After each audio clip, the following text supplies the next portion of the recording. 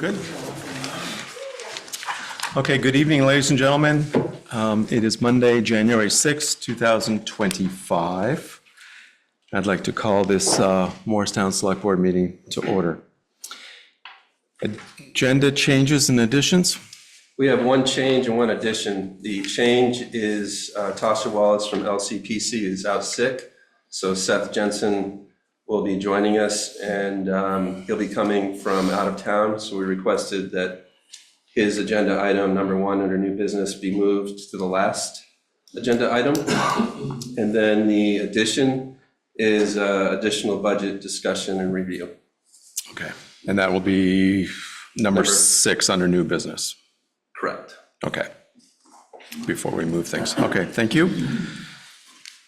We have minutes from December 16th, 2024. So excuse me, I'll make the motion to approve the minutes. The only correction that I could see on it is on page 2 of the minutes, Representative David Giacovone. There's a misspelling about halfway down the thing. It says the Koch brothers. It's really the Koch brothers, and it's K-O-C-H, not K-O-T-C-H. Thank you, I caught the same thing. So I would make a motion to approve the minutes of December 16th, 2024 with that change. So I have a motion. Do I have a second? Second.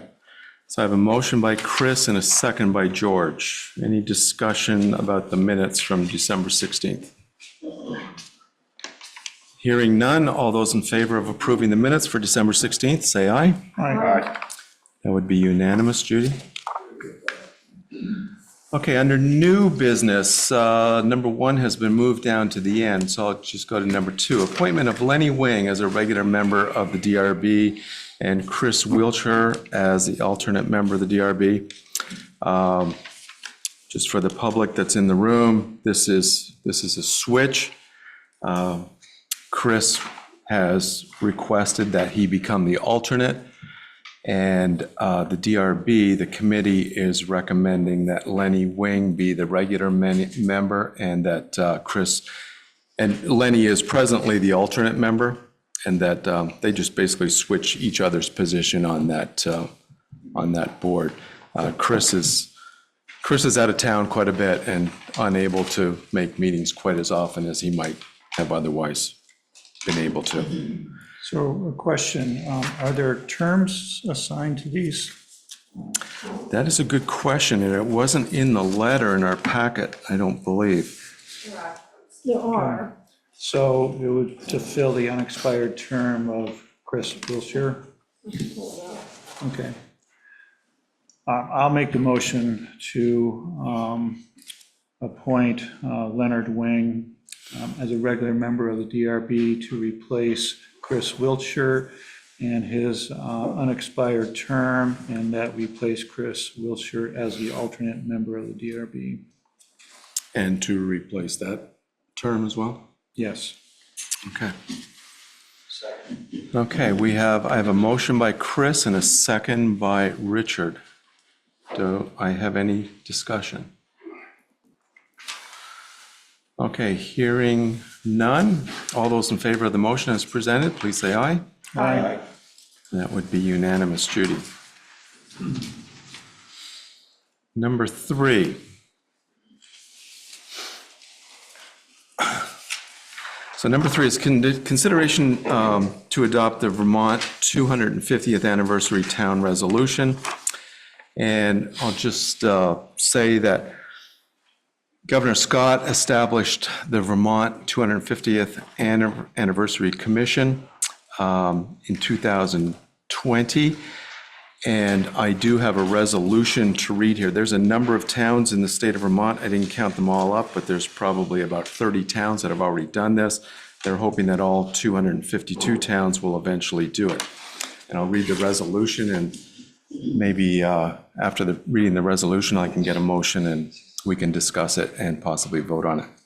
So the resolution reads, a resolution of the town of Morristown, state of Vermont, supporting the Vermont 250th Anniversary Commission.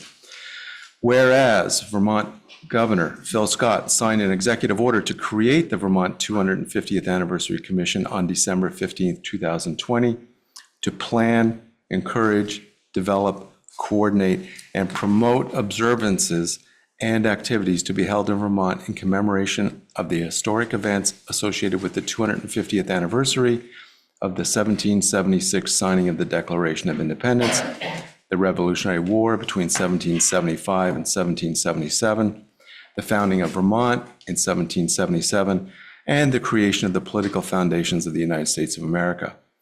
Whereas the Vermont 250th Anniversary Commission hopes to engage all 252 cities and towns through their many programs, projects, and events over the next several years, thereby inspiring future leaders and celebrating Vermonters' contributions to the nation over the last 250 years.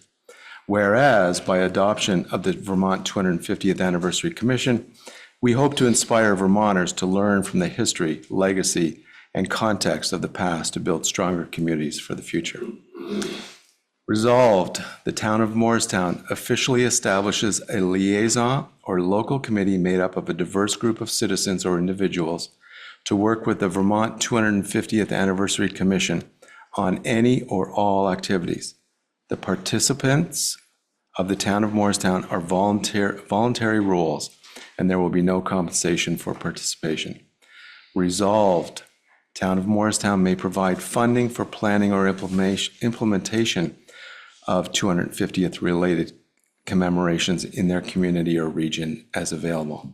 Resolved, that a copy of this resolution be sent to the Vermont 250th Anniversary Commission, adopted by the Select Board of the town of Morristown, the state of Vermont, on this.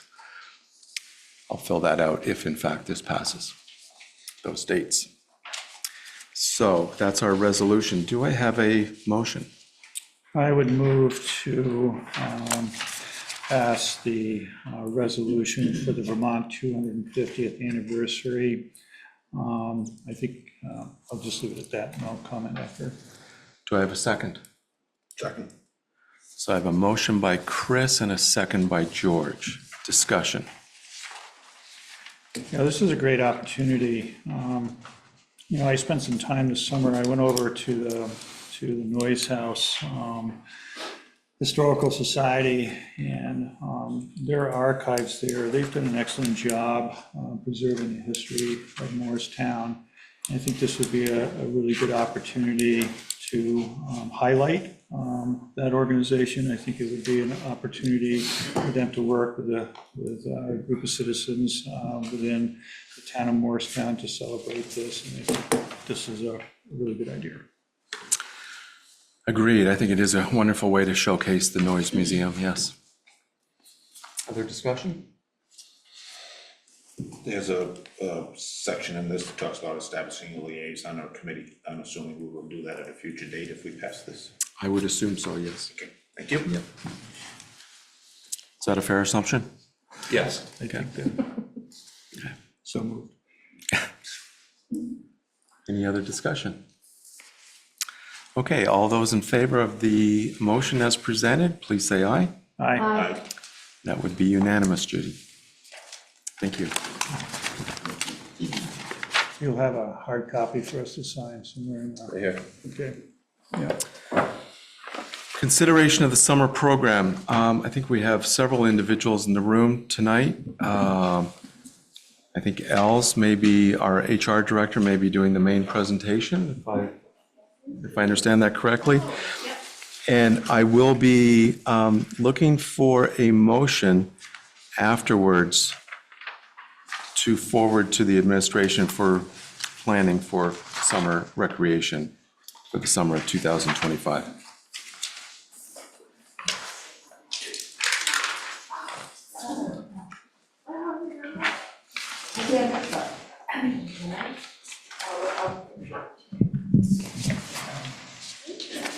Go ahead, Els. Wait for the slides. Okay.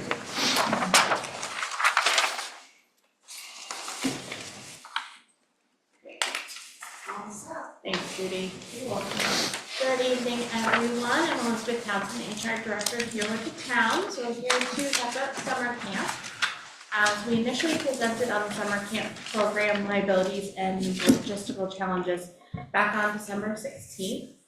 Since then, we've continued to explore all logistical options and, left no stone unturned to make 2025 summer camp a possibility while significantly decreasing those liabilities. I just point out, if anybody wants to follow along, there are slides out in the hall on the table.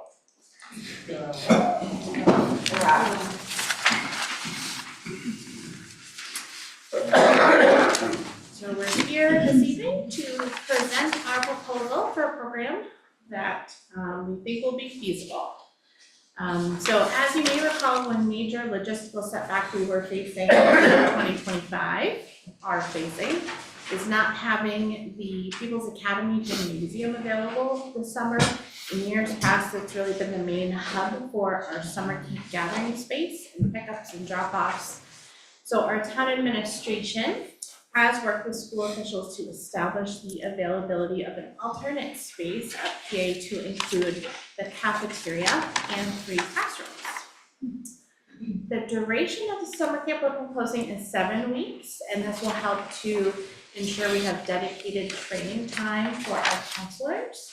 In the past, it's been a challenge to establish more than 3-day training programs, so we're really committing to getting the full 5 days this year to make sure we can take advantage of all possible training opportunities.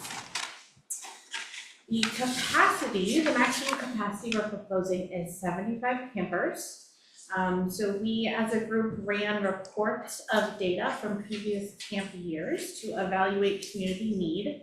In 2024, last summer, we had just under 80 residential camp registrations. So we're really trying to hit that mark as close as we can get.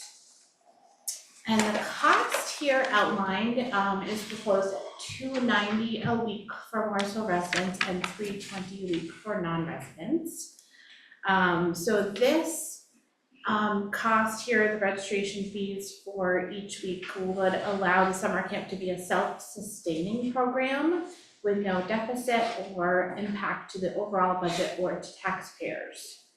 So we collected weekly rates of around a dozen local summer camps in the area, including municipalities, and found only one to be less expensive than our proposed rate here. Stowe Summer Camp is slightly less, and we communicated with the recreation department and asked them to elaborate on factors that allows them to offer a competitive rate that's slightly lower than ours. And they explained that they incur 0 facility usage fees due to their town-owned amenities, and they also receive private donations from their community.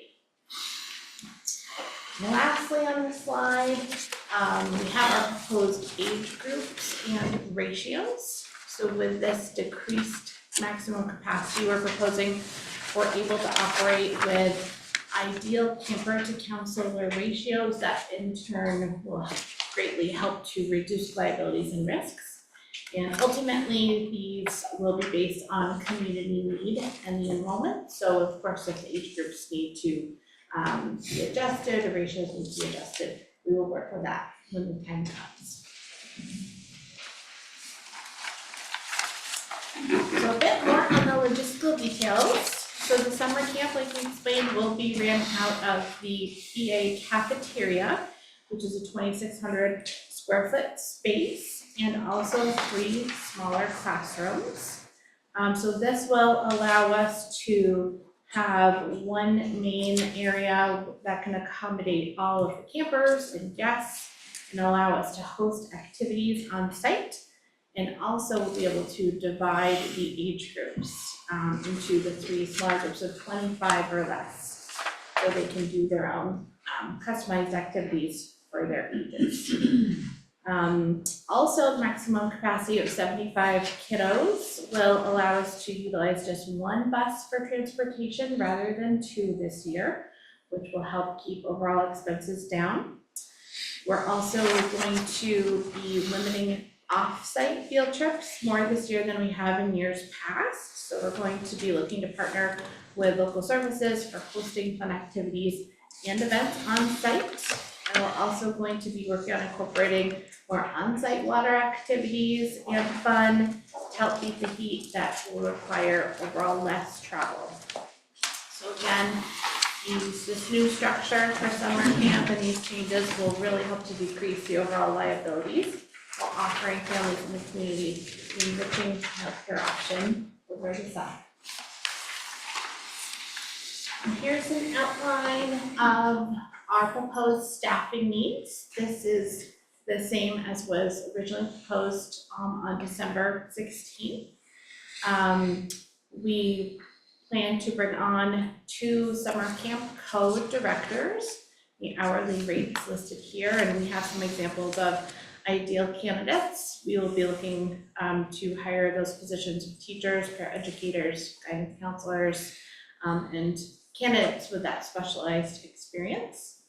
We'll also be looking for 6 lead counselors and 8 to 10 counselors. We are changing our age requirement to 16 or older this year for the program. We're certainly open to local high schoolers that do have some child care experience or have been counselors in the past. Our hourly rates are fairly competitive for the area, and we do have a plan to, get out there and creatively and actively recruit to really find the best qualified candidates that we can. So summer camp really will not be possible unless we're able to adequately fill these positions. So we will, when we get the approval and support needed, be putting it out there to local colleges and schools as much as possible. Judy?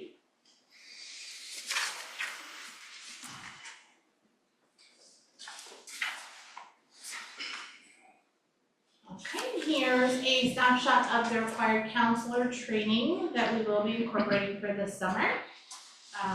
We are going to require at least 8 of our counselors to have a lifeguard certification, and everyone will have water safety certification. First aid CPR. We are also going to be enrolling all of our counselors in the Vermont Recreation and Parks Association Camp Staff Training Program. It's a bit of a mouthful. And like we touched on, we will be having that 1-week mandatory training program before summer camp kicks off.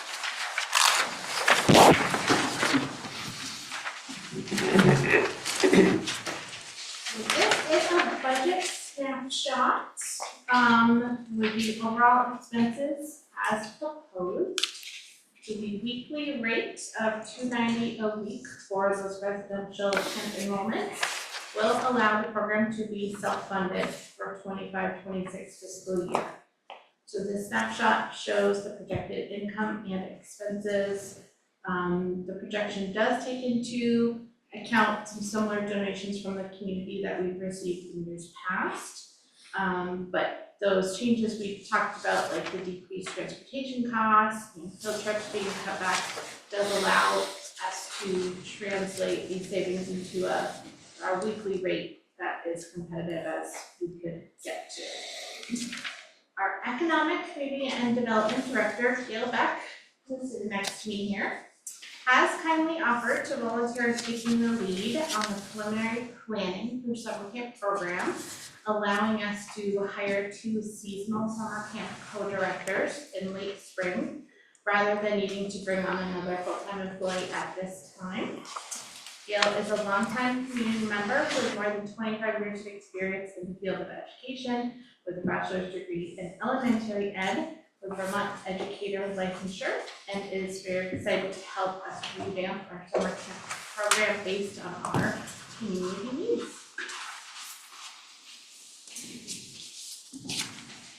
So for next steps, with commitment from the select board, we can move forward with recruitment of counselors, lead counselors, and directors as soon as possible. In early spring, we will open the summer camp registration to Morristown residential children. They will get first enrollment priority, and others will be initially waitlisted. And then we'll see our overall capacity. So we can enroll outside of Morristown and Vermont. If you'd like to receive notifications to summer camp registration updates, please be sure to sign up on our website to receive those are now newspaper here in now. With the select-board's approval, we will move forward ASAP and prioritize these action items. Thank you, Els. Absolutely. Is that it? Yep, Okay. just going to close and say, feel free to email with any suggestions, questions, and thank you.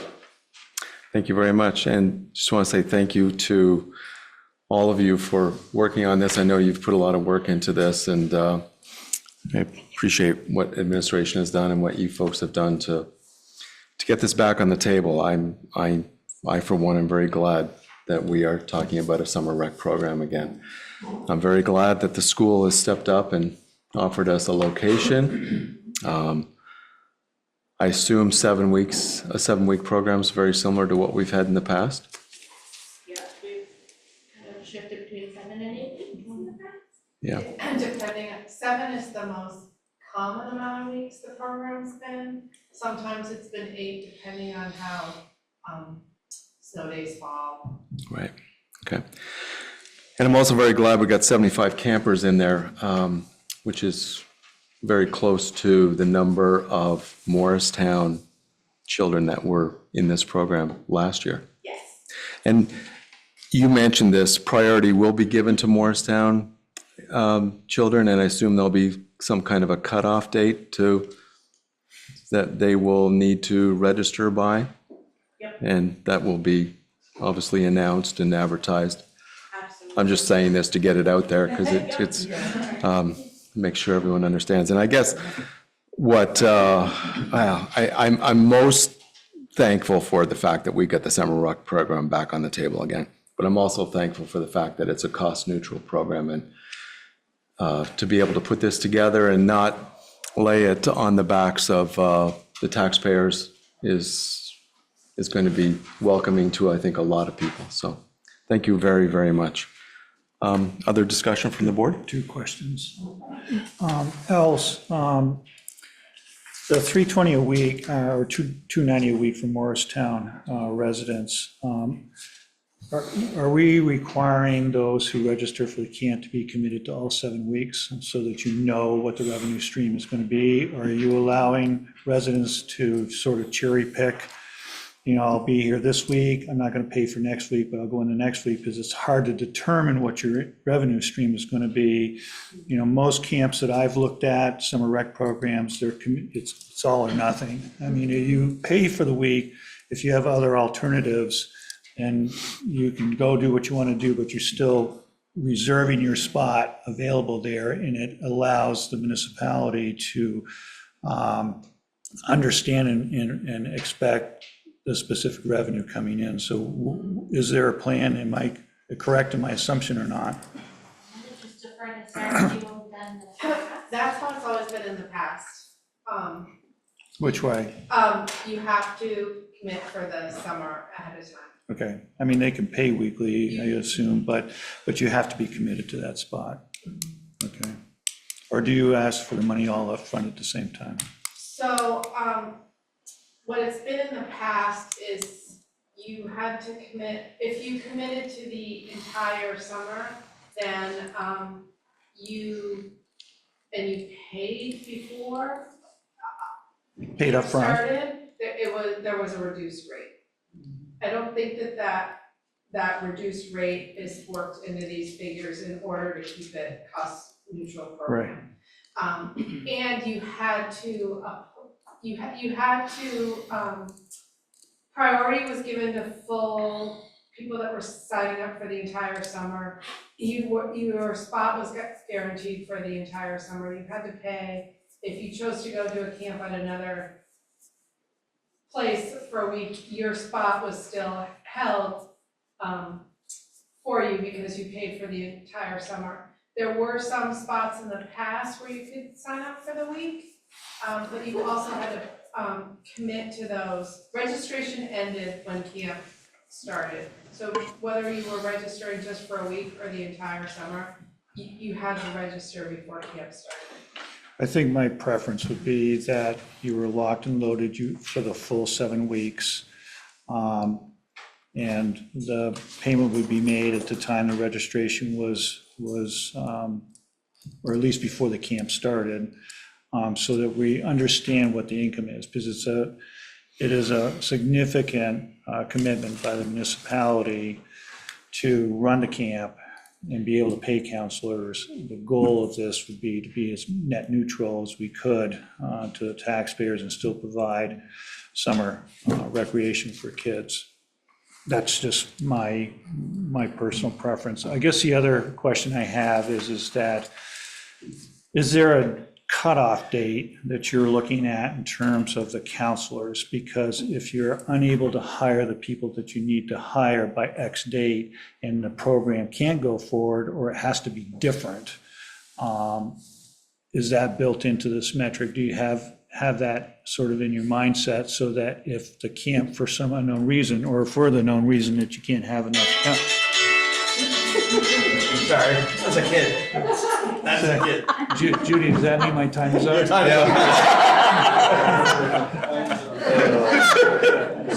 Was that a dance break that we missed? Have priority, Yeah, so, excuse me? sorry. The kids have priority, Chris. I know I sometimes get talking and I'm too lazy to stop, but I just think that, in fairness to the parents, that if they need to make alternative arrangements because Morristown cannot commit to safely providing this program, I think that needs to be part of the. Absolutely, yeah, we did talk about timing today, rolling out registrations. We already have job descriptions built for the co-directors and counselors. So we could, with your approval, get recruiting ASAP. Some other municipalities have, so we'll definitely be able to jump on that bandwagon and make some hires and expedite interviews. And I think we're thinking late spring, perhaps mid-March to early April for registrations. So we should, I think, have a clear idea of the candidate pool before that. Okay, those are my two questions, thank you. I have a couple. Yeah, go ahead. I don't know if you can hear. So to reiterate and to echo Chris's concern and a little more, dealing with contracts all the time, I think it's important that the town has a minimum, given the cost of this, that we only go, knowing what the minimum registration is so that we don't lose money. I think we owe that to the taxpayers after last year, that we make sure we're not losing money. The second thing is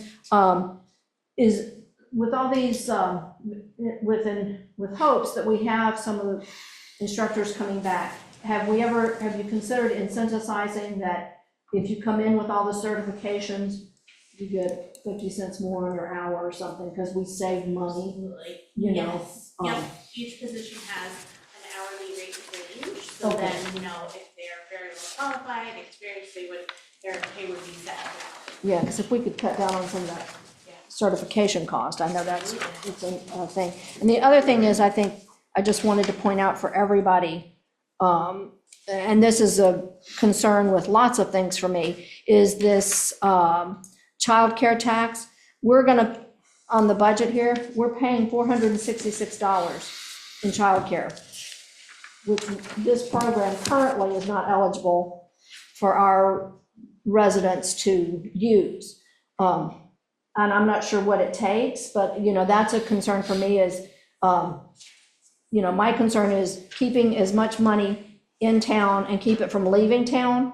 So with all of our employers paying this, and our town employees and everybody, whatever we can do going forward to first of all, make that money accessible for our town residents, and to keep it in town will be good, because otherwise it's just more money leaving town, which, hurts our businesses. And so I don't know if summer camp programs can be certified to acquire. I know it's quote childcare, it's new. I believe that has to do with the licensure of the program, but I can certainly look into that. And this is future, if this is, if we're gonna, going forward, because it's gonna be a significant amount of money for the town, and more importantly, that it's for our residents, that if they could access that money to come to the programs, I think is really the key I'm going for.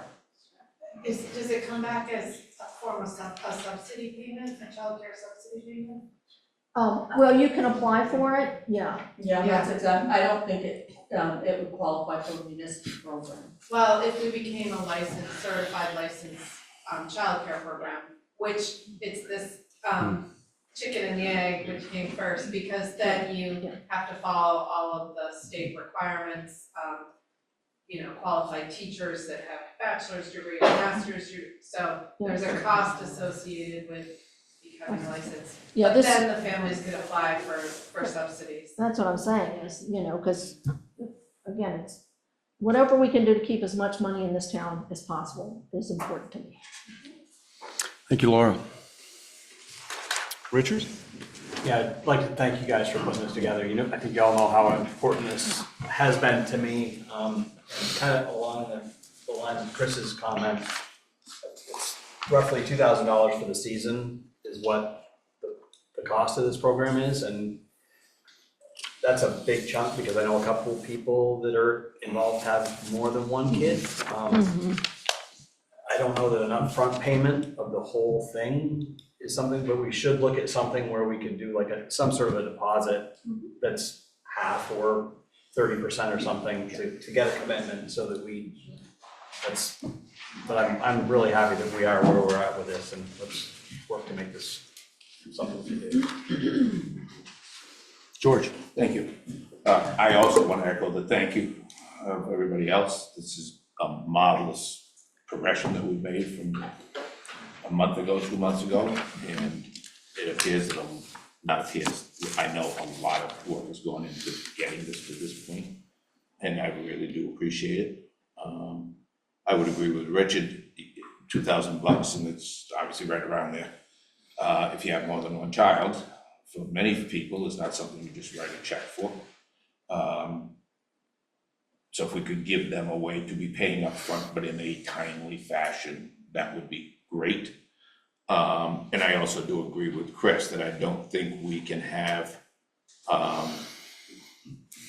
parents taking children out for a week and then I'm not having the funds coming in. Most childcare do not run that way.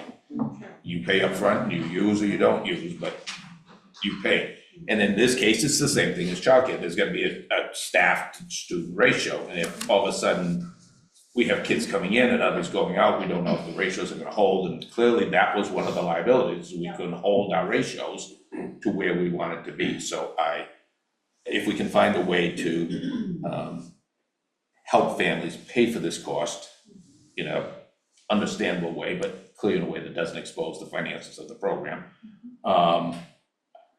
I would support that. And the question I have, Els, is there's clearly lifeguards, so there is water. Is Elmore the same program as it's been before? Is it changed in your mind? It's still on the table. This is something we've discussed and explored. We've even reached out to local businesses that have pools to see if they consider, being open to some summer camp visitors every now and then. So I think what we're envisioning is a lake day once per week, or exploring Eden and Elmore. I don't wanna commit to anything. That's definitely part of the planning process. We have Gail's expertise to comb through all the options there, but we still envision certainly some kind of swimming activities. Perhaps not as frequently as we were doing. Not the daily go to Elmore every single day. Some, but not as much. Some, but not as much. Okay. Some field trips, but not probably out-of-state field trips, the faraway field trips. Really looking at exploring our county and the resources. There's lots to do here. We don't need to go so far. Let's enjoy what we have. Yeah, it is clear that a lot of thought has been put into this. Getting it down to one bus is, that's a big transportation saving. Not going to Elmore every day is a transportation saving, and I suspect a reduction in liability concerns. So there are a lot of really good thoughts that have gone into this, and I really do appreciate it. Thank you. Thank you, George. So I think it's safe to say administration is looking for, this group in particular is looking for approval from the board for what has been presented to you. So I would be looking for some kind of a motion that would approve the presentation at this point in the conceptual form that it's in. I know there's some more details that need to be ironed out, but I think what they're asking us right now is, before we move forward with all the work that we need to do, we need some approval. We need some kind of a stamp from the select board so that they're not wasting their time. So to put it bluntly, so I would ask for a motion. So I'll make a motion to move forward with the summer rec program based on the presentation this evening. Thank you. Do I have a second? So I have a motion by Chris and a second by Richard. Do I have any discussion from the board? Okay, hearing none. All those in favor of the motion as presented, please say aye. Aye. Aye. That Do would we be, need to open it for the public? that would be, I did look, I didn't see anybody, but would anybody like to comment? Just procedurally, sorry, just. We got a thumbs up from Evelyn and Laura. Okay. Like Eden don't go over 49 degrees, so. Once again, thank you very much for the presentation, and thank you very much for moving forward with this and dealing with our questions, okay? Number 5, discuss the capital project budget.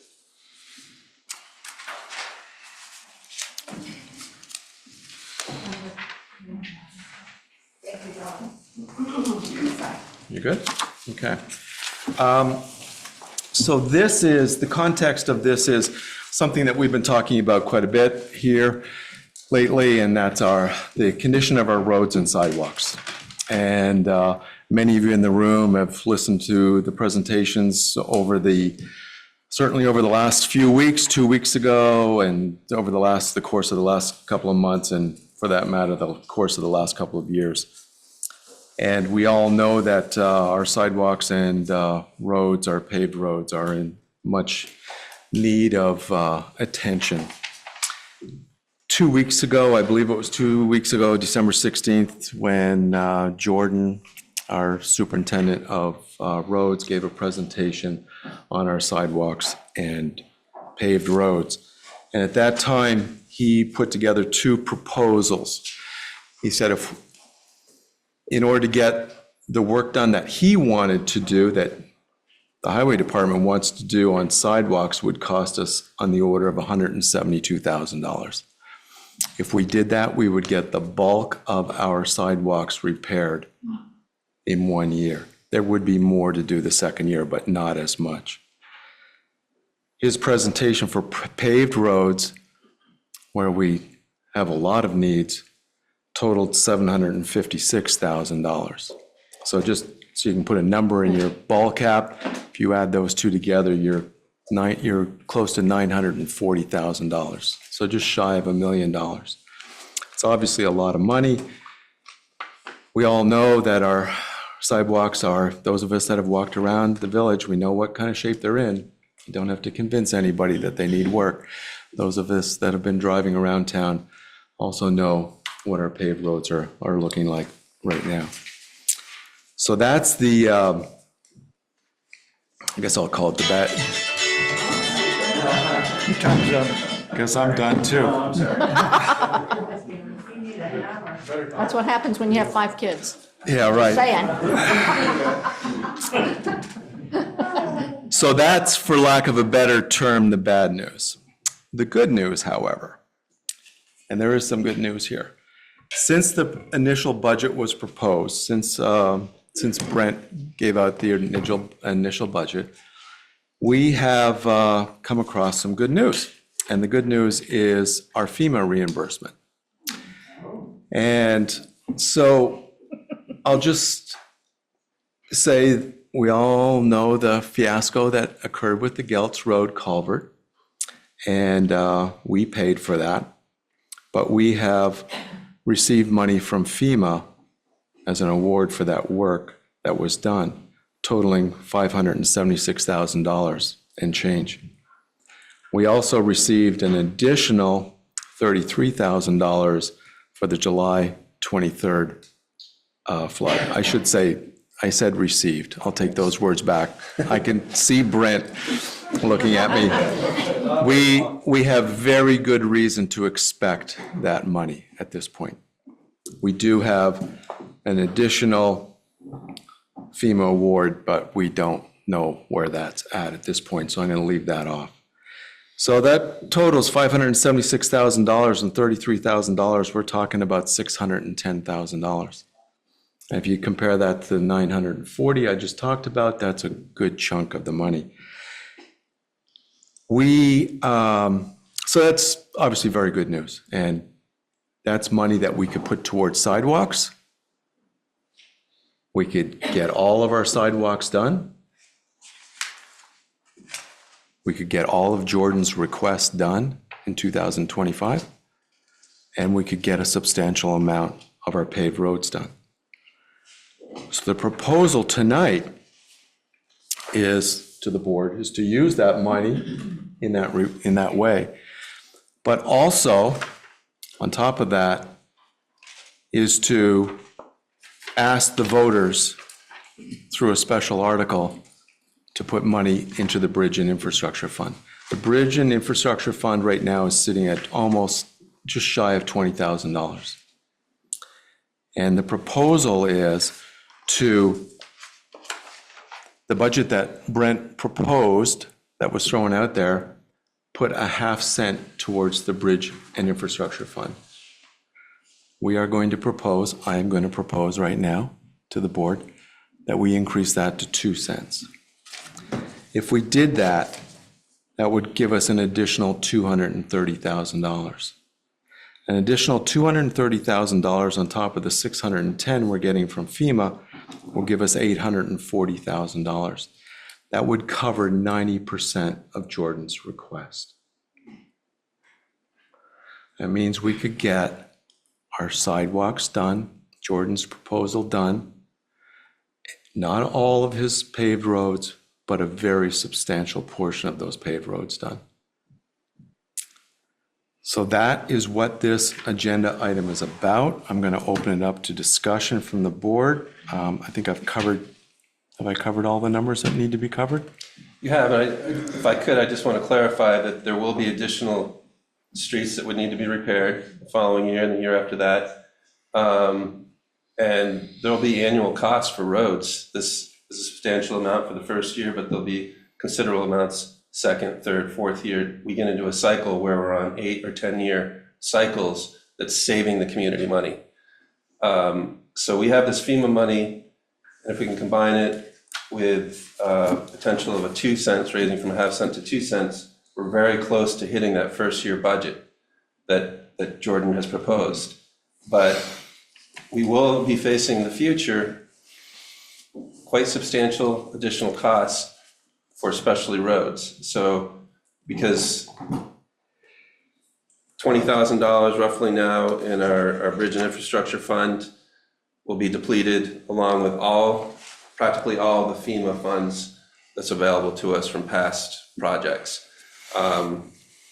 So we have longer term planning and fiscal planning to figure out how we're going to get on a cycle so that this community is not paying additional costs related to deferred maintenance. So I just want to express that to everyone. It allows us to get away from that can we've been kicking down the road for many years, and also get some of these roads that are in bad shape fixed up before they get even worse. Because as Jordan reminded us, as we all know, we didn't need the reminder, but we got it anyways. If we don't start doing something, it's just going to get worse, and the numbers are going to go up, and they're going to go up, and they've been going up for the last many years, and we have an opportunity to do something. So that's the proposal. We have some FEMA money coming in, and also to increase the article for the Bridge and Infrastructure Fund from a half cent to 2 cents. So I'll open it up to the board for conversation. I have a quick question, just for clarification. I'm assuming the money that we paid, because we had to front the money, came from the Bridge and Infrastructure Fund? That's my assumption that yes, and Tina's shaking her head, yes. So and so maybe this is Tina. So going forward, because these funds are also for emergencies and seems that anything could happen in any day now, what is the ideal amount that we would aim to keep in that fund for future? Because we're going to draw down on it. We already have drawn down on it. I think that the fund that we have for emergencies is not the bridge and infrastructure fund. Okay. That's a different fund altogether. This is just for bridges, infrastructure, paving, that kind of thing, sidewalks. Yes, we have used it for emergencies, like when the Gulf Bridge went out, but it was infrastructure related. So you can only use the bridge and infrastructure for what the purpose that it is. And we were lucky enough to have money in there that we could repair the Gouts Road culvert without having to take a loan or anything like that. That's why our fund only has $20,000 in it. But, you know, with the FEMA money that we've signed grants that we should be getting, we will have a substantial amount in there. Well, not if we use it. That's what I'm getting at. Well, yeah, if we use it to pave roads and do that, yes, we won't have that much next year. Because my concern going forward is that, you know, again, a culvert collapses, that we're not on hold trying to find the money or, you know, because of FEMA or whatever. We do have that emergency money that can be used for anything. Tina, do you know the balance? $300,000. And how are we replenishing that? That would have to be replenished through taxpayer dollars. That's how it got there to begin with. Well, it got there from part of the old ARPA money. Oh, right. And Oh, so, that money. if you wanted to put more money in there, you'd have to raise tax dollars to do so, but it's for emergencies. So if a big road washed out, you wouldn't necessarily have to borrow money from the bank. You could use it from that fund if we didn't have any in the bridge and infrastructure fund. I just don't want to I don't want to deplete everything and then all of a sudden, you know, that's the concern. It's a good question, Yeah. but I would just echo what Tina's saying, is that we'd be using it for exactly what The the infrastructure, yes. taxpayers have said it should be used for. And we're hearing loud and clear Yeah. that we need to do something with Yeah. our sidewalks and roads. Yeah, thank you, Laura. In terms of the can, the can doesn't exist anymore. It's disintegrated long ago, just like our roads and It's a sidewalks. culvert we're kicking. You know, and I'm glad that Brent said what he said, because I fully see that, you know, these are literally pennies from heaven. If we hadn't had that washout, we wouldn't have had the FEMA, we wouldn't be talking about this ability to do this, even though we did borrow money from Bridge and Infrastructure to do this. This allows us some revenue coming in to begin a conscious effort to repair the things that need to be repaired. A question for you, Tina, is any of the $600,000 of projected FEMA money already dedicated for anything else? No. Okay, so all of that money is available? It's all available for what you need to do. Because I think that, you know, in looking at the priority list that Jordan gave us, certainly the two pieces of Walton Road, Cody Hill Road, and the repair on the Favreau Bridge, I think came to about $532,000. So that's a pretty good chunk of that $600,000. And with the $230,000, because a penny raises about $115,000, that would give us some breathing room in terms of sidewalks as well. But beyond that, you know, we need to, as a board and as a community, come together and have a thoughtful conversation about what's the next step. You know, where do we go next? How do we generate revenue that's not necessarily solely on taxpayer backs, to begin to do the things beyond this fiscal year, because this is just a one and done. And for us to be good stewards of our infrastructure in this community, we absolutely need to look at the bigger picture down the road. True, but right now, This is it. we deal with this year right now, but you're right. Absolutely. Next year's coming up, and Jordan's reminded us and Brent has reminded us, this is not We may get the vast majority of our sidewalks done, but we're not going to get the vast majority of the paving done. Other comments? Please, if I've got an opportunity, yes. I strongly support what Brent is recommending. This is an emergency. If we don't start dealing with these roads, they're just gonna eat us alive, and sidewalks as well. We've seen two different one consultant and Jordan, very, very skilled in these areas, tell us the exact same thing. Jordan's told us a better price for it, but it's the same story. We've got too many roads that are in poor or very poor condition. We've got sidewalks that Jordan said they can't even plow. Never mind people walk on them, they won't even put a plow on them. None of them are handicap accessible. We have an opportunity here to take a big first step. It is not the final step. This is gonna be, as Brent is very appropriately reminding us, if we just do this and then we put our hands in our pockets and go, well, we did that, we're gonna be right back where we are in several years. It's not gonna take long because there's a whole lot of stuff that isn't gonna get done in this. But the worst of it, the stuff that's gonna cost us, the roads, the sidewalks that are cost us the most, if we let them go anymore, will only double in expense to fix. So I feel fortunate the FEMA money is available for us. And while everybody likes a rainy day fund, we're in a rainy day right now. These sidewalks and these roads are already in emergency condition as far as I'm concerned. We have an opportunity, we have a great leader at a highway department who has the skills to do this. And he wouldn't have the personnel to do this unless he had already thought about how we deal with the gravel pit. And now he's got trucks and he's got manpower to do this. This is not a one and done. He's been thinking about things for a long time. And I would have praised Brent for hiring this man. And we need to use his talents, and these are his talents. And he is indicating to us what we need to do. And we have the capacity to do it if the town is willing to give us 2 cents on an increase in the tax rate. That gives us more money to get more of this done up front. And I strongly support this proposal. Thank you, George. And I would thank Els, by the way, for the hiring of Mr. St. Ange. So, and Brett. Oh, yeah. So, what else? I just want to put that in there. I'd like to say, Richard and Laura too, they were involved in the, Yeah, that's right. Thank you. I think this is a great start, a good opportunity for us. I know, like, just driving around, like, in the last month, it's like there's a new pothole every other day on, I noticed one at Morristown Corners this morning that wasn't there 4 days ago that would eat your car. So we gotta get ahead. We don't have time to wait for this. Really? You know the one I'm talking about? I'm sorry. Yeah, so I think this is a great idea to get ahead of this.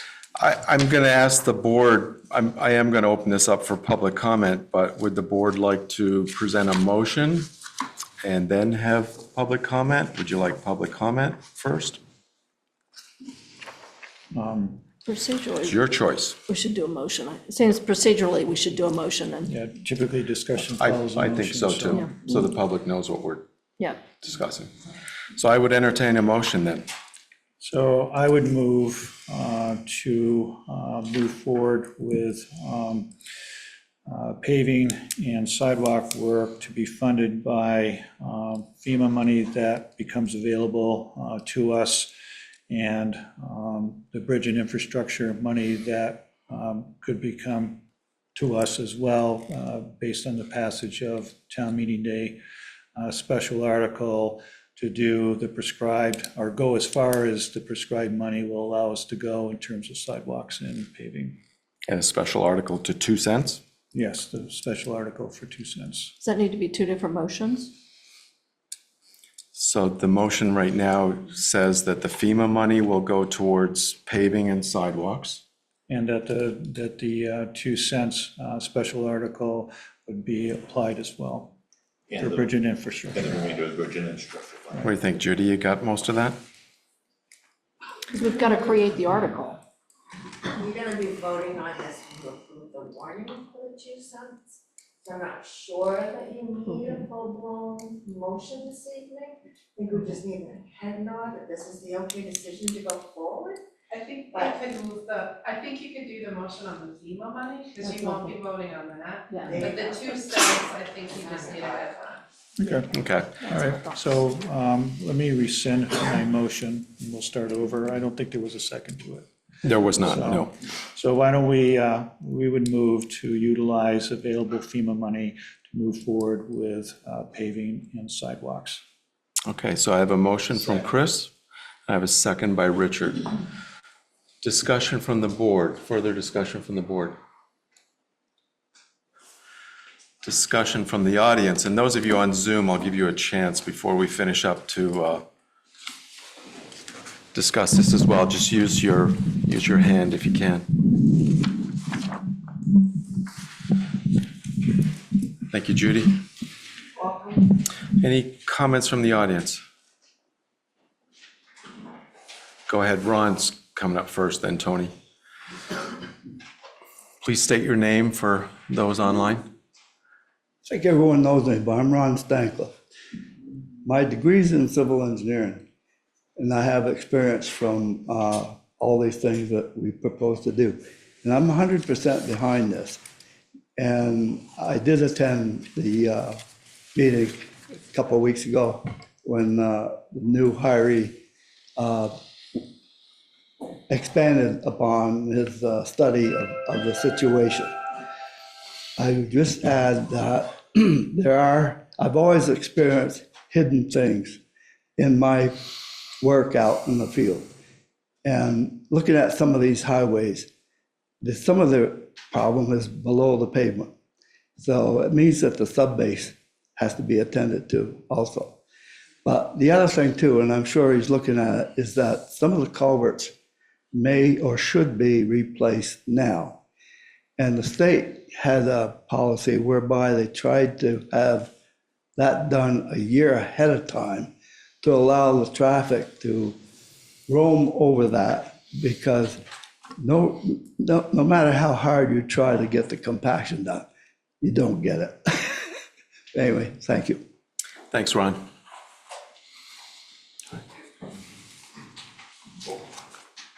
Tony, Cody Hill. What does 2 cents net us for money? $230,000. A penny raises approximately 115,000. So me, as a taxpayer, I'd rather give 4 cents. And because if you keep coming back time and time again, people don't understand that. But if we do this and get Jordan his money, and then some this year, or however that works out, I think people would understand it more. We can always lower it the next year. Yeah. That's just, I mean, it's gonna cost a lot of money one way or another, it don't matter, Right. but they need to be addressed. I take responsibility for it. I'm the biggest griper there has been in the last few years, and costs money. Thank you, Tony. There's no sense kicking, the can is still there, but. So I take it you do support the 2 cents. Thank you, Tony. Thank you very much. Anybody else in the audience? Yeah. My name is Jan Paris, and I'd like to speak to Tony's 2 cents. While 2 cents is probably fine for a lot of folks, our farm now, the taxes are getting so exorbitant that, every penny is $100 on my tax bill. And so if we put in 4 cents, there's another $400 a year. This is just for the municipal side, let alone whatever education is going to come up with. So, we could see our taxes increase significantly. And so, while 2 cents is probably palatable, I think, much more than that is going to be not a severe traumatic happening, but it's just something that I'd like to see come down a little bit. The other thing is that it appears from what I've been hearing about the finances at the library, that while they have not lied to us in any respect, and I don't mean to implicate that at all, I don't feel that they've been totally transparent about some of the finances that come into the library with their trust fund and other things. And so if we held back the 80,000, which Mr. Raymond has said from this year, from the proposed budget, could we propose maybe another 20 and keep 100 off of that? And then the police department, I mean, I understand we all need police, and I understand what's going on around town, but 10% or 10.6% increases is a pretty big jump. I mean, that's 200K. Could we perhaps take 50K off of that and give them 7.5% this year? And then see what happens for next year? So that would give us a little bit more money for these other funds, so that, you know, and I'm not trying to pull the rug out from under anybody, but at least this would kind of maybe spread the pain around a little bit. Yeah, thank you, Jan. Oh, and then the pothole syndrome that we spoke about, we just came back from Burlington down the Randolph Road, and there's been 3 or 4 potholes in the Randolph Road, the northbound lane from Stowe to the Earl Grey Road, 3 or 4 that are this big and that deep. And they've been there all summer, all fall, they're there all winter. They're probably gonna be there all the next summer too. I'd like to see us be more proactive on these potholes and get out there and fill these things up before the rest of the road gets damaged. Thank you, Jan. Thank you for those ideas, and I'll just remind everyone that many weeks ago, I did a list of the cuts that we've already imposed on the different departments around town, and all those cuts amounted to close to $800,000. So we've already done some trimming there. That's not to say the board's not going to decide to do more, but we've already done some. Other comments? Yeah, go ahead, Brent. So I just want to give some numbers. My operations budget that I recommended to the select board is a 4.4% increase. If we were to include the 2 cents, moving from a half cent to 2 cents, for a $700,000 home, that would be approximately a $309 increase from this fiscal year. For $600,000 home, $265 increase. $500,000 home, approximately $220. $400,000 home, $176. $300,000 home, $132. And for $200,000 home, $88. So I definitely empathize with what Mr. Paris has said about his property. And that's the difficulty, right, is to understanding that a lot of people are on fixed incomes. The problem is our roads for years have been neglected. So we're actually costing ourselves more money by not addressing these roads. The police department, I do want to say, and EMS, their budgets were already so bare bone, and the overtime hours that we're spending for staffing these departments is incredible. So we're moving forward trying to hire part-time people, which may be a pop, but we're hoping part-time people for both EMS and police, it may be a pop in the budget, but we're hoping that overall that will start to save some money in reducing overtime. But I clearly understand what Mr. Paris is saying. And that what I suggested to the select board is to try to balance these fiscal concerns along with the amount of money that we're actually compounding our costs to be by not addressing deferred maintenance on our roads and not addressing, like EMS that has literally 5 people that are keeping that department operating. So it's a fine balance. Thank you, Brent. Can I just add something? Yeah, go ahead. And then, I just want to say, again, I am totally with you guys, because this appraisal that happened that everybody claimed wasn't going to affect us cost me over $1,000 this year. So, everybody, I think, needs to be really aware that this is compounded. That being said, I think this board has worked very hard. We now, the community voted on a charter, which we're in the process of getting. Once we get that official charter governance through the legislature, that gives us the ability to start looking at other resources and gives us flexibility. I can say behind the scene that there's a huge effort looking forward on, first of all, efficiencies, getting very efficient, and understanding that we need to have other revenue sources. So data is being collected. So this is not just a flat, there's lots of things going on, I think. So I'm just going to everybody's aware. say, I am going to try and just stick to the item that I think we're kind of branching out in a lot of different areas. So just dealing with the motion that we have, which is to put FEMA money towards sidewalks and roads. I appreciate what you're saying. Yeah, no, I I get appreciate it. what everyone's saying. I just want to maintain that focus. Go ahead. Yeah. My name is Shawana Paris. I live here in Morrisville. Two things. Most people that pay taxes expect the town to take care of infrastructure and not let the roads get to a point now where we're all in trouble. So, when you ask for more money that should have been taken care of with the money that I've already given you folks, that kind of like tweaks people a little bit. So you want to be careful about that additive thing, that it doesn't get, voted down, and we're spending another $10,000 to revote again. The other thing is, I know we've talked about the roads, and I'm hoping the Bridge Street Bridge, in my opinion, and I'm no road engineer, but I did work on that when I was young.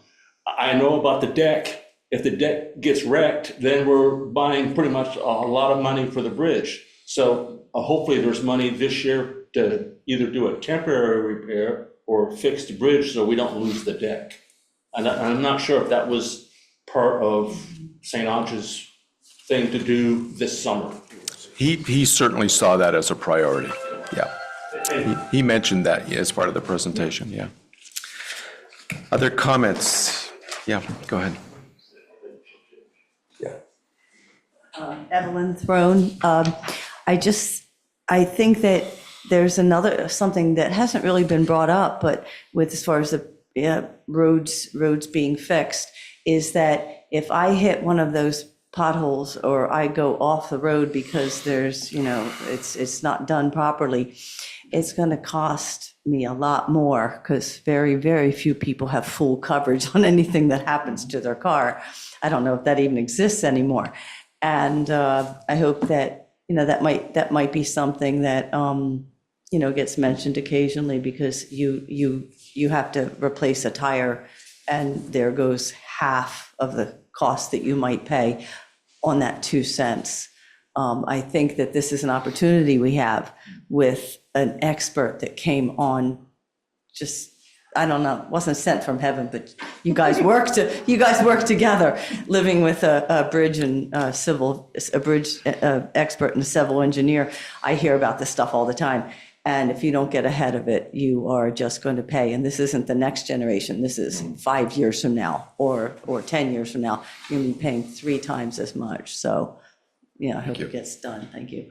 I'll just remind everyone, Chris has alluded to this a little bit, but the $756,000 that Jordan is asking for, he had 6 priorities: the Upper Walton Road section, Lower Walton Road, Cody Hill, Randolph Road, 1.4 miles on Randolph Road, DeMars Road, about an eighth of a mile there, and the Favreau Bridge. So those are the 6 priorities that he had. What we're talking about right now might not be able to get all 6 of those done, but that is what was his ask or his suggestion. I think what Jordan's talking about is really triage. He's going after the worst of the worst. And as everybody has said, this is not a one-time deal. We're going to have to do this years and years and years to get ourselves in a healthy cycle so that we aren't dropping a lot of money every year to backfill, to fix at a higher cost than we really should. And Jordan has talked about, where you can just caulk the cracks so the water doesn't get under there. That's probably not the right term, but everybody knows what I mean. And so we will not see a full repair here on roads. We're gonna see the worst of the worst get better, and that allows us to focus on the moderately bad roads, and then back and back we go. This is gonna be a multi-year 8, 10-year project before we really get it all where we all want it to be. And that will require money. Like the question where it comes from, Tony's very generous in saying, let's go to 4 cents. We are hopefully looking at other options for revenues as well that are not property tax based. But we've got a long way to go, but this is a huge start in my mind. Yeah. Thank you, George. Other comments? Go ahead. I'm Jerry Throne. As Evelyn said, I have quite a history in bridge and roadway construction. I've probably been involved in it for 45 years or more. And I think this is a step in the right direction, but it's a step. And as George mentioned, and you too, Don, and others, this is something that isn't a one-time fix, as you all know. And so, like I said, it's just a step in the right direction, but everybody should understand that there is still ongoing maintenance that will have to be done. Thank you. Okay, we do have a motion, and I am going to, I don't see anything up there, do you? I don't see any hands up. I can't see well. Yeah. So I am going to, we do have a motion to use the FEMA money to repair our sidewalks and our roads. So are we ready to vote? Okay. All those in favor of the motion as presented, please say aye. Aye. That would be unanimous, Judy. Thank you very much. Thank you, everybody, for your comments.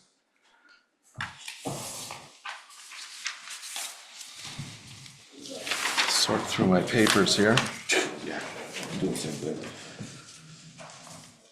We have, number 6 was the additional budget review. We're not going to do anything formal about FEMA. the 2 cents. Well, we did say we'd do a head nod. Okay, yeah, we do that. How do we, That's where I was going. yeah, how do we feel about that? Well, we've got to vote on the FEMA to move that money, correct? Yeah. Right, I think that what Sarah was intimating is that when we make a motion on the morning, which would include the 2 cents, that would be the approval. Did I interpret that That's the correctly? approval. What I was looking for It's just for a today, consensus. on behalf of Fred, was, what do you want? Do you want an article on the draft warning that we're gonna bring at the next meeting? And if so, do you want the 2 cents or the half a penny that Brent originally proposed, or the 4 cents that Tony has now proposed, or 3 cents in the middle? So Sarah, would you suggest a motion or just a head nod? Just Consensus. Just consensus? Consensus. consent. Well, So are we good with let me ask the FEMA board. vote? Yeah, you just did that. Okay, So let me ask the board, do we feel like moving forward with the 2 cent article is the way to go? I would be okay with yes. that. Yes. So that would be unanimous. Okay, thank you. And I want to say, Tony, I think I died and went to heaven tonight, hearing you say that you would like to go to 4 cents, because I thought, honest to God, I would never live long enough. So appreciate your support. I've bitched so much, let's get it done. Okay, I appreciate your support. I'm gonna start taking my yardstick that I got, I'm measuring potholes. Yeah. I'm going to move on to number 6 on our new business, which is additional budget review. On December 16th, the leadership at the library had a few individuals here in attendance and gave a presentation on the library, and in particular their endowment and their request and a response to the proposed budget that's out there. On Saturday, Pi Day, many of you were there, and that was really the board's first opportunity, at least in my opinion, to present the data that we had available to us after the library presented. We felt it, I felt it only respectful and responsible to let them present first and hear all the facts and hear all the data and then respond. And so that was done at Pi Day. It has not been done at a select board meeting yet. So I'm going to refer to that presentation again. And by the way, there should be in the audience some pieces of paper with 3 graphs on it, and I'm going to refer to that in just a second. I want to, I just want to say, and I said this on Saturday, there is no debate or conversation in my mind about the quality of the library's program. It is top-notch. It is wonderful. It's very professional. I haven't been in there a lot, but I've been in there and I've witnessed it and I've seen it. I'm very proud that we have that library in town. We, however, as everybody in this room knows, we as a board have to present a responsible budget. And we need to look at all of the wants and then decide what those needs are. And I congratulate, once again, our town manager and our administration, our finance department, for all the hard work that they've done putting together this budget, which unfortunately is not going to keep everyone happy. That's just the fact of the matter. I don't know any easy way around that. I went to a breakfast with the legislators this morning, and I can't take credit for this comment, but it's like plucking a goose. That's the art of taxation is like plucking a goose.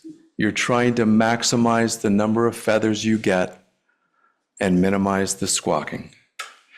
And I thought that was a good comment, and we can thank our local legislator for that. But in all seriousness, and I am being very serious, we do need to put something together that's responsible and respectful. And what I did was, I asked Tina for the last 10 years of appropriation numbers for the library.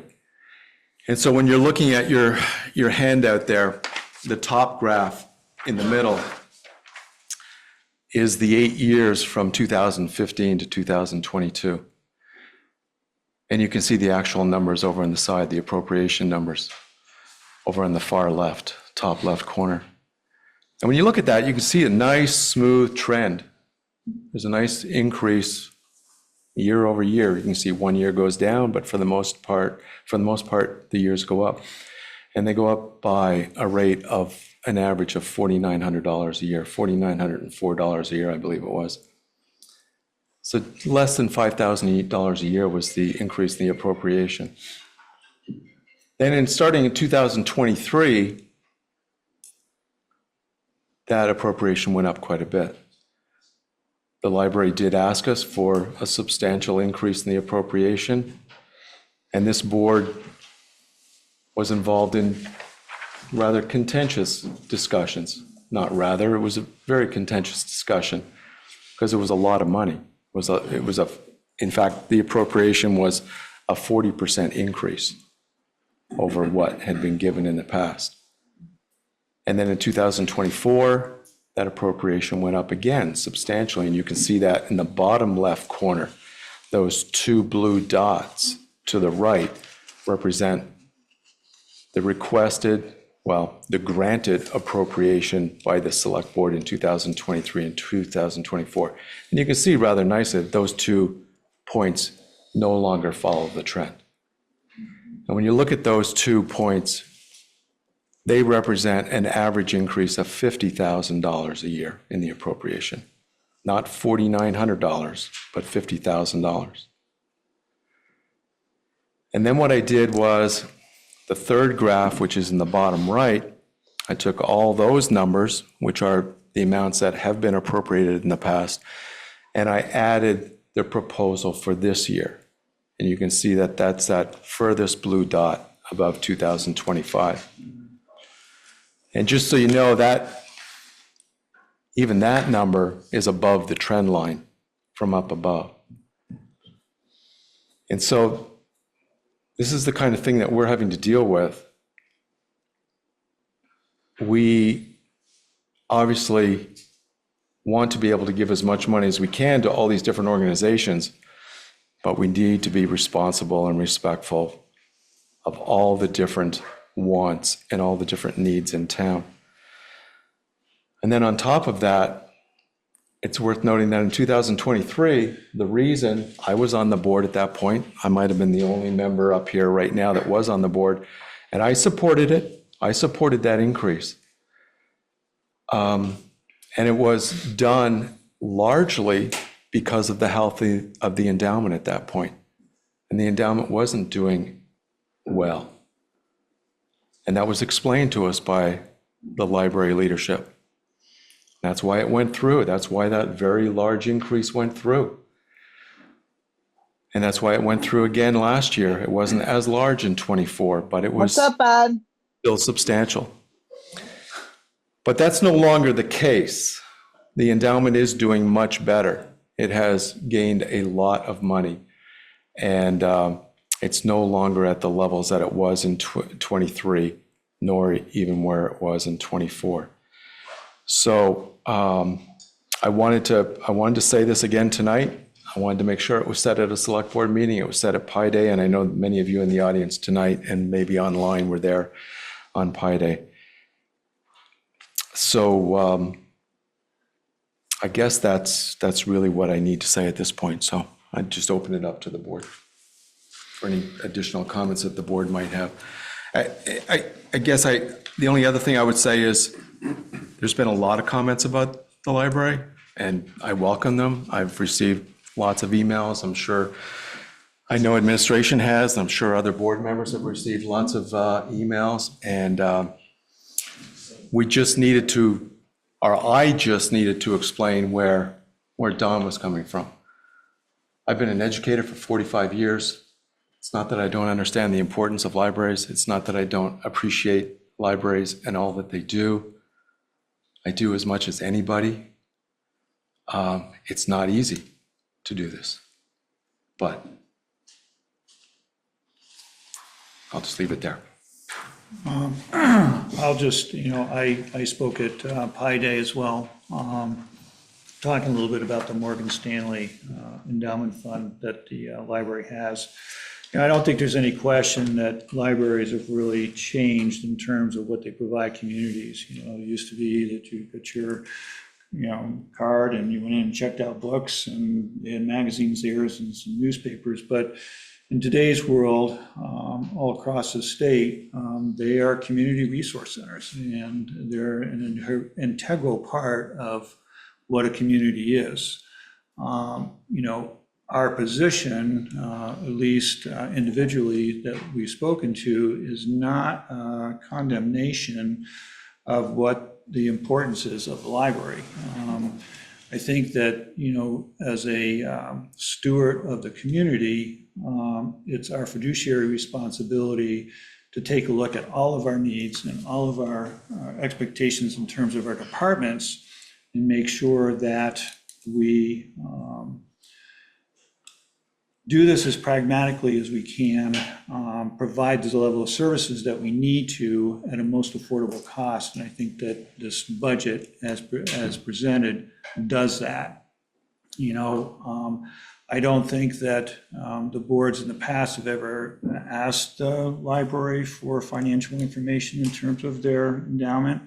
The numbers are quite, staggering, really, when you figure that originally their endowment went from 1.5 million to now almost 2.4 million with this newest bequest. We're not asking them to utilize any of their principal. We're not asking them not to utilize some of this gain for capital gain and perpetuity of their endowment. What we're saying is that they're in a financial position to be able to handle this $80,000 change in what they've requested. And I think that it's more than reasonable for the board to expect them to do that. In addition, they are a component of our budget. They're not a department of the town. We don't oversee any of their operations. We don't there's no debate or discussion in terms of how they manage the library and, how they expend their money. They exist in a municipally owned building that they inhabit rent-free, which is, I think, a significant benefit for everybody, but it's nonetheless, it's an aspect of this conversation. I feel very strongly that this is not a Chicken Little moment. This guy is not falling. I think that the wheels certainly will stay well on the bus moving forward. And I also think that it's a conversation that we need to have on an annual basis so that we all can make educated, thoughtful decisions in terms of how we move forward. Thank you. I would comment too that one of my complaints or concerns last year was sustainability. That once somebody gets a lot of money, they never want to go down. Other components that we have, we know, and I've talked with folks in Stowe, they did this with their appropriations, is, for us to build a budget, having some kind of idea, and you can see on this trajectory that, we could anticipate that we were giving them approximately $5,000 a year, which helps us budget. I would like to see, and I'm not sure how we get to this, is that there's an understood that our responsibility that will be, approximately $5,000 each year. That being said, if there are undue circumstances that happen, that we then address it as almost a separate issue, because this created such division and really has divided this town. And I certainly, this is the second year I've gone through it, do not want to be dealing with this every single year. They actually did ask for $300,000 last year. There was a year in 2019 that after COVID, they actually received the federal, Program. so, but we didn't reduce our, they got additional funding. We did not reduce ours. So we did give them the consistent. So I would like to see us in terms with Chris is to get to some kind of understanding of what our expectations are or what their expectations are of us and the taxpayers so that we can anticipate and not be going through this war every year. So I do support this because I think it's they're in good standing now. I think they have a very clear picture of going forward. So I think, again, yes, we need a library and we do have some statute requirements, but I think we've got to somehow get to where we can anticipate, be projecting going forward for stability and not go into this war every single year. That's got to stop as far as I'm concerned. Thank you. Richard?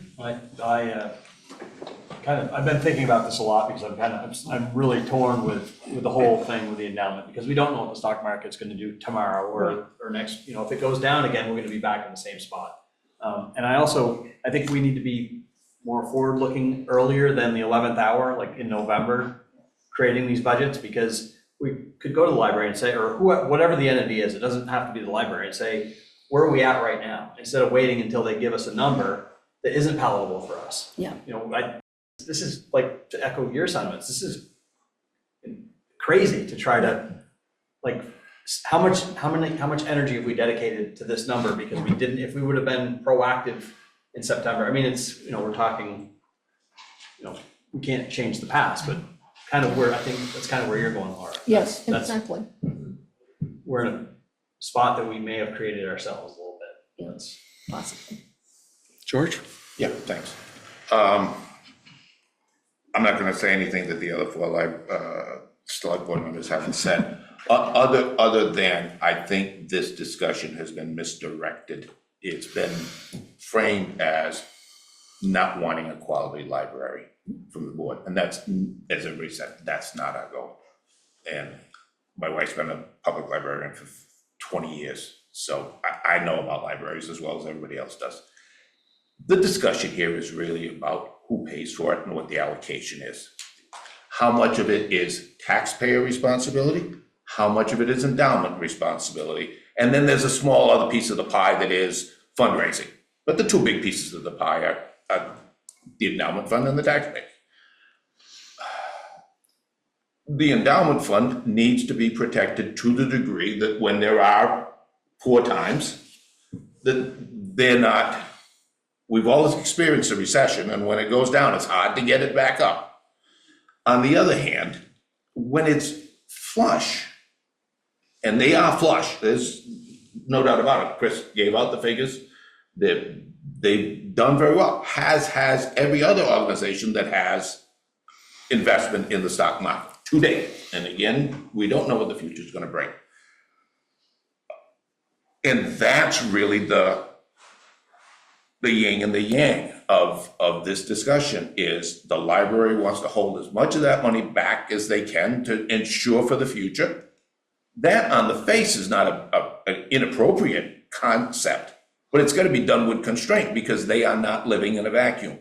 They are living in cohabitation with the taxpayers of this town. And we've got to find a better way to balance that cohabitation. And I'll say, I'm not sure that we did a good job, but I don't believe the library did a good job, bluntly. I'll say it out loud. And I do agree with Richard. I think we need to, as a board, develop some kind of a target that we believe is appropriate for the upcoming fiscal year, much earlier. Give it to the library before they start their budget development process. And then if they want to decide whatever their budget is, because we have no control over their budget, they build their own budget, they decide what is appropriate for expenditures. Then they can either decide we need to fund the rest of this through programs. We need to fund through the rest of the programs through our endowment fund. We need to fund the rest of it through, go back to the board and ask them for more money. Or we need to go out and directly ask the taxpayers through a special article. One of those three, but we can't be doing this in November. It's reactive, and multiple people have said it's reactive. We're trying to get out of reactive mode in so many areas. We're trying to get out of reactive mode with our roads, our sidewalks, our tax situation. There are a number of things. Brent has moved us vastly down that road from out of reactive, proactive.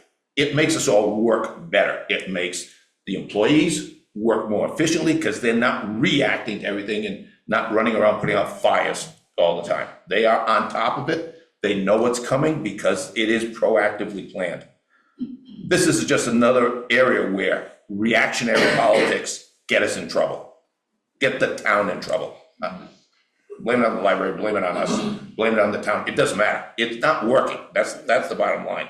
Who's doing it is not really important. It's not working. And we need to find a better way to work. And I think it's for us to be more proactive with the library and what our ability to support them in the next year is. So then they can do the proper planning in their budget, in their endowment fund.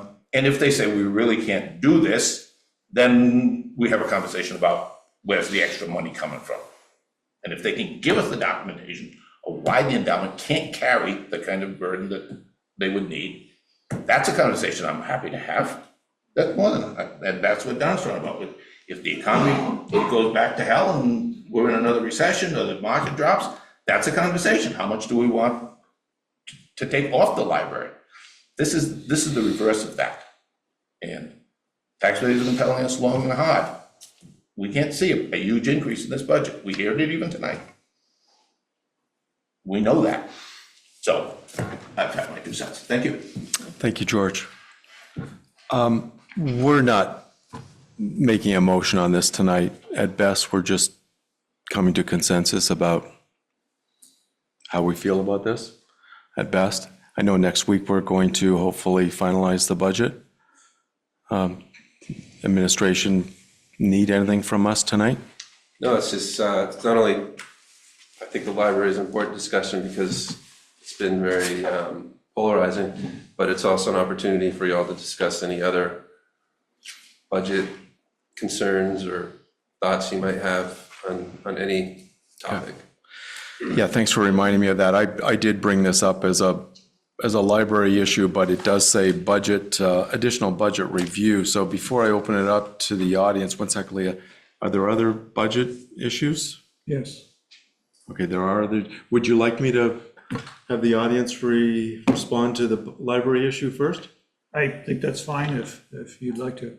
Okay. You can do it at the end as well. Do it. I assume you want to talk about the library? I do want to. Okay.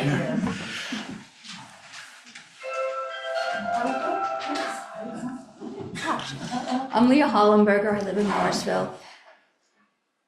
George, your last statement about how we need to be proactive and talk with the library and talk about what the town can do and what the library can do, I agree with that.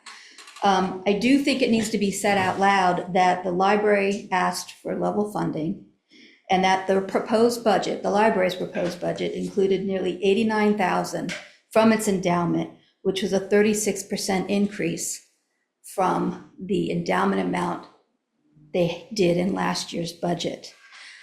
I think it also is fair to point out that 80% of the library's budget is personnel. And much like in the town's budget in the other departments, the town staff has gotten salary increase, they have health care, there's money for a wellness plan in there because we value our staff. We want their skills, we want them to be happy, we want them to stay in town, or we want to attract them to our town. And I feel the same thing should be afforded to the library personnel as well, too. And so that's where I find this very difficult, because it is. It's one of the busiest libraries in the state. And I appreciate the chart, but I also was at the meeting in December when the library presented, and they had been underfunded for a number of years. And they had, from my understanding, been using the endowment and dipping into the endowment to a degree that was not fiscally sound. And that's what their financial person was telling them, the Morgan Stanley folks were telling them, was that you're going to outspend your endowment. And so that, I believe, was part of the conversation with, to kind of bring the funding up to where it should be, compared to, and it was in their presentation. So I just wanted to make sure that that was said publicly, because I think there's a lot of confusion about the library and how they come to their budget and their figures. And if you go, I believe the library presentation is still on the website. Yeah. And you can see the historical documentation about being underfunded and per capita, how other libraries of similar size and et cetera.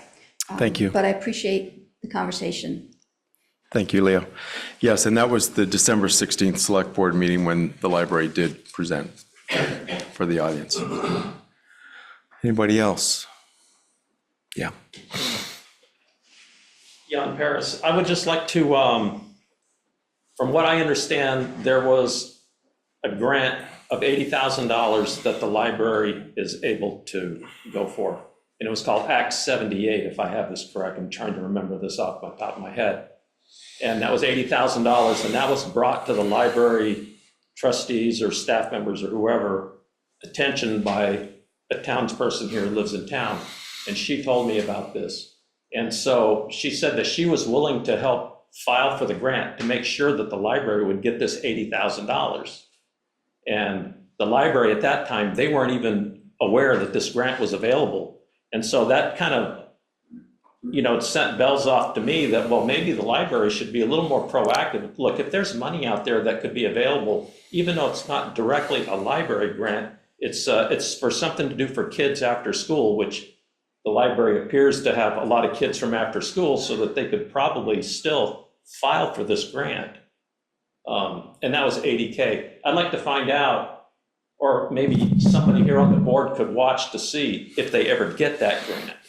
I mean, I would be curious. I don't know when it comes in or when it was due, but it was Act 78, I'm pretty sure. Yeah, I can't really speak for what the Board of Trustees are doing or not doing and what they're applying for and what they're not applying for, but I think we've heard that conversation before. Jerry Thrun. I'm a huge supporter of the library, as I've said before. As far as the suggestion about grants availability, my understanding is, having ran back through the December 16th meeting, having listened to it again, that the library felt that because most of their cost is in salaries, that they would not qualify for grants, because those grants do not pay for salaries, that they pay for other things.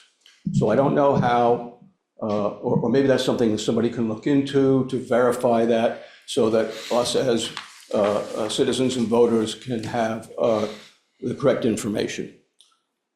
The other thing about the library that I learned by going back through and listening to the taped meeting is that the library did receive a rather large grant, $300 some odd thousand, I think it was, and they decided. A donation.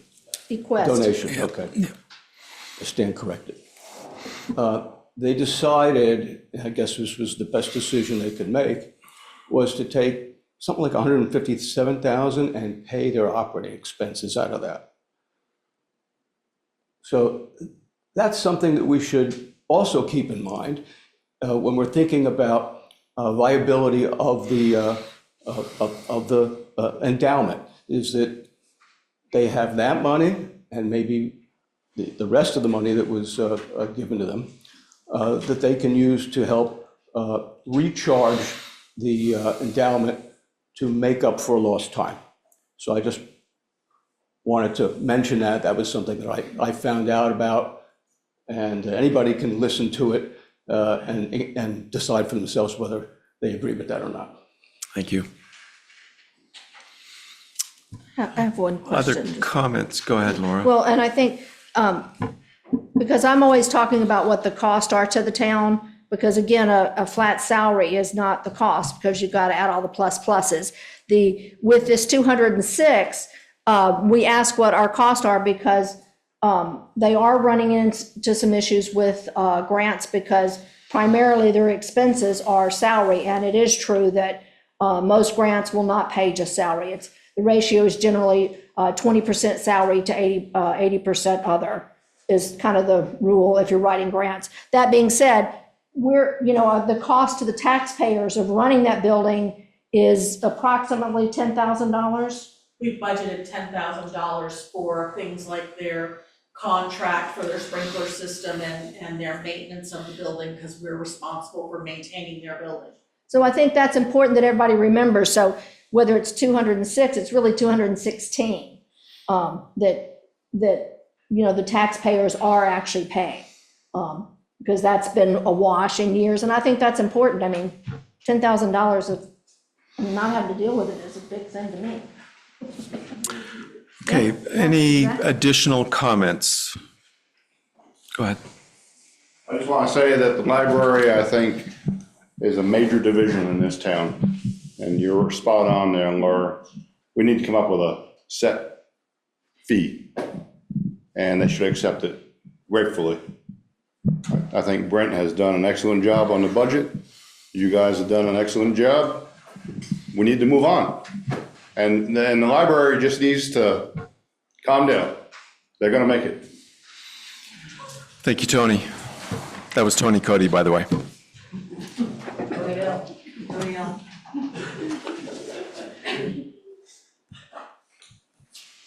Evelyn from Morrisville.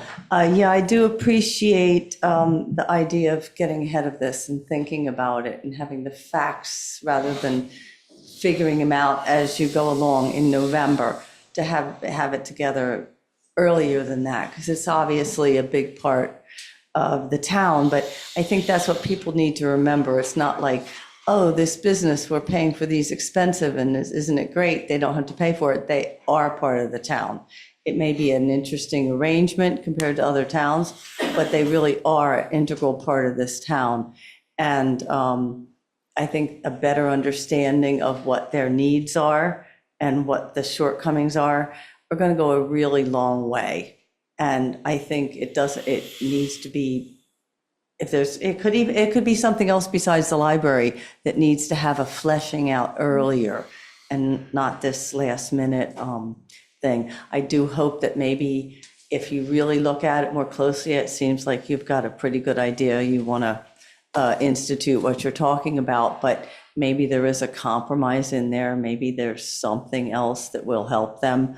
I know that they're not paid that much, the salaried people, and they do run an honorable, tight ship. So that's something that I think people can rest easy on. Okay, thank you for this conversation. I'll take one more comment and then I'm going to move on. Sheila Turnerbox, I am wondering, because most libraries do this, why don't you guys charge a fee for the people that come in there? Because Waterbury charges $20 a year. I mean, if you can't afford $20 and you're there most of the year at the library or with your kids, you can't afford that. And this would help them. And if there's out-of-towners coming in, they should be charged a little more. I know when I moved out of Waterbury, in order for me to get back into that library, I was gonna have to pay a lot more than $20 to go to their library. Stop whispering while I'm talking. Sheila? I'm sorry, I can just- hear her behind me. Yeah, just direct your comments this way, And you please. know, it's kind of rude personally. And why can't they charge people? That would help them. Okay, thank you. Okay, I'm going to move on. Is there any comment from the board? Anything that you want to add in summary? To the library? To Waterbury. Yeah, regarding the library? I don't think so. Other budget issues? So there hasn't been any discussion or funding for the Noise House over the last couple of years, at least since I've been on the board for the last couple of years. And I took some time this summer to go over and meet with Jill Mudgett. She's the chairperson of the Historical Society over there. And they've got some significant issues with the infrastructure there. They have an infestation that's been there for a while now. They're called powder post beetles. They are decimating the barn portion of the structure over there. And they're also contaminating some of the artifacts, wooden artifacts that are there as well. And I know that they've approached the board a couple of times about, remedies for it. They had, I think, is Donnie Blake still here? And I would ask Donnie if he was comfortable to talk a little bit about it. But had some estimates done to, shore up that building, do the things that were necessary, plus both interior and exterior. And I think that even though it's not built into this budget, we need to have a very conscious discussion sooner than later on what we're going to do with that building. It's an asset of the town. There's other infrastructure issues. We need a new roof here on the Tegu Building. Do we look at building an infrastructure fund that was, and Tina's going to shoot me for this, the former ARPA funds that are available that are building, it's designated. I think in March 2023, the town passed an article saying that they would set that money aside in a building fund. But this is something, either we need to begin to address that Noise House or we need to sell it, because it's a shame for that historic building and the archives that exist in that building to just go away. And I think that the Historical Society works really hard to maintain the integrity of the archives. It is Morristown's history. And I think that beyond this, because it hasn't been spoken to up to this point, that we need to do some due diligence in terms of how we approach that. That it can't just, it's not going to go into this budget, but it's a decision that we need to have moving forward sooner than later. And Donnie, do you want to add any insight to that? I was just going to ask before Donnie comes up. Yeah. At this point, this proposed budget has no money going towards the Noise House Restoration No, it Fund. doesn't, but we do have, as Chris said, funds in building and infrastructure. Right. And I've seen their projected costs. They're quite substantial and they're a couple years out of date at least. But we do want to address some of these issues immediately. And then that's something that I think the board needs to be discussing proactively over the next few months. Is, I agree with Chris, is what do we want to do with this resource? Because there are, and Donnie will be able to talk about this, there are substantial improvements that need to be made to the building. They're not improvements, they're just fixes needed to Maintenance. ensure that the integrity of the building is maintained. So I want to thank Chris for bringing this up. I'm trying to get through budget season with the costs as they are, but that is something that we will be talking about very proactively over the next months. So my question was going to be, are there funds set aside right now Not for the restoration of specifically noise? Okay. There's competing interests, but I've had conversations with Tina, had conversations with Chris, I think George a little bit too, about the immediate things that need to be handled, infestation, and trying to figure out how we balance that with the funds that we have available. None of them are earmarked specifically. It's up to the select board to discuss these things and put everything into a priority list. I want to mention too, that it's my understanding that the Noyes House raises all the money that pays their staff. So we have, we don't have any cost associated with the running of the Noyes House. Is that correct? That was my understanding. Correct. It's minimal. We only have to maintain the building. The Noyes House has had prior years that they were a special article. And over the last 2 years, since I've been on board, that has not been funded. They currently have $26,035.49 sitting in an account that was allocated to the Noyes House. So there is a little bit of money that's available to be applied toward this. I think that we need to have a conscious conversation which includes the board of the Historical Society, but Donnie, if you. Yeah, Donnie, would you like to come forward? Sure.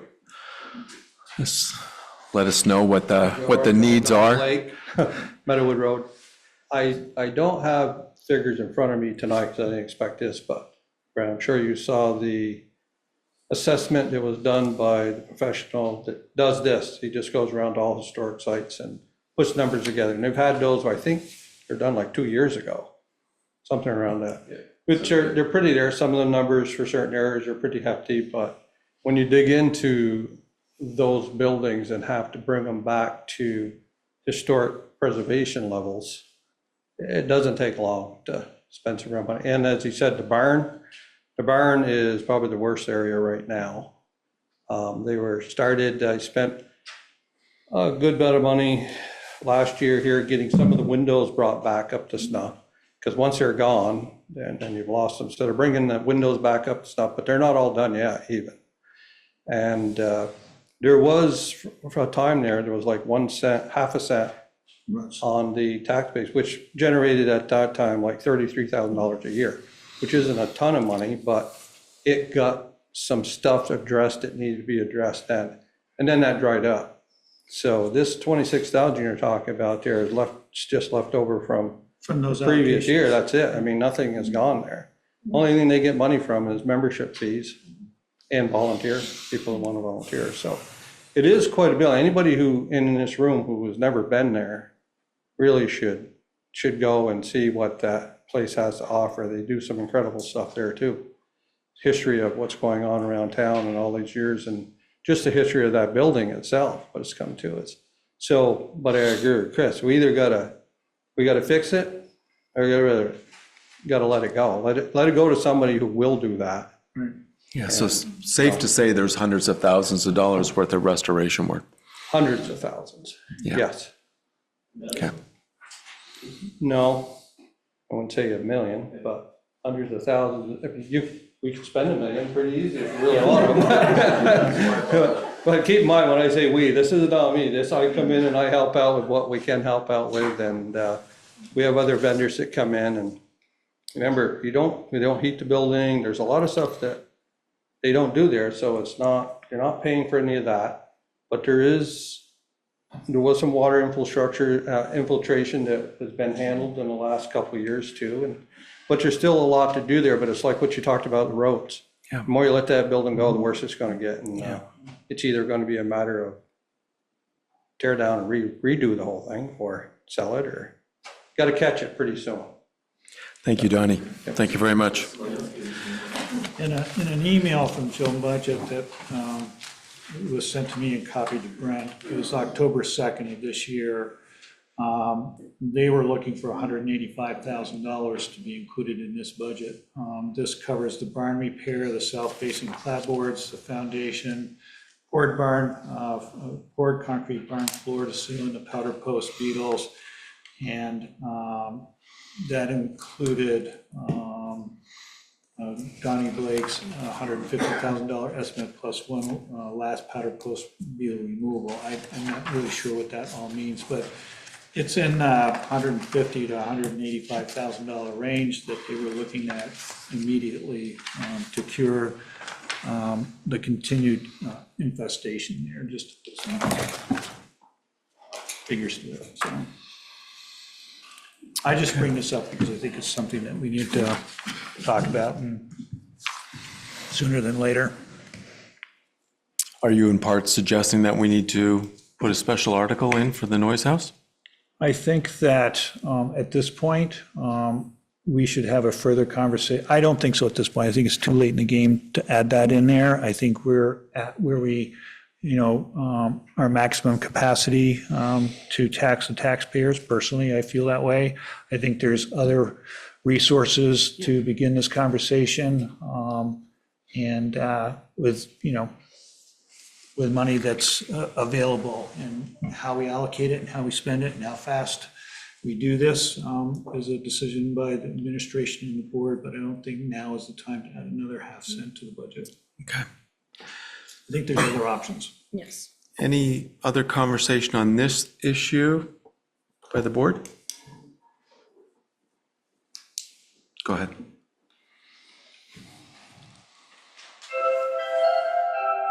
That was my 2 minutes up. Time flies. Jerry Thrun.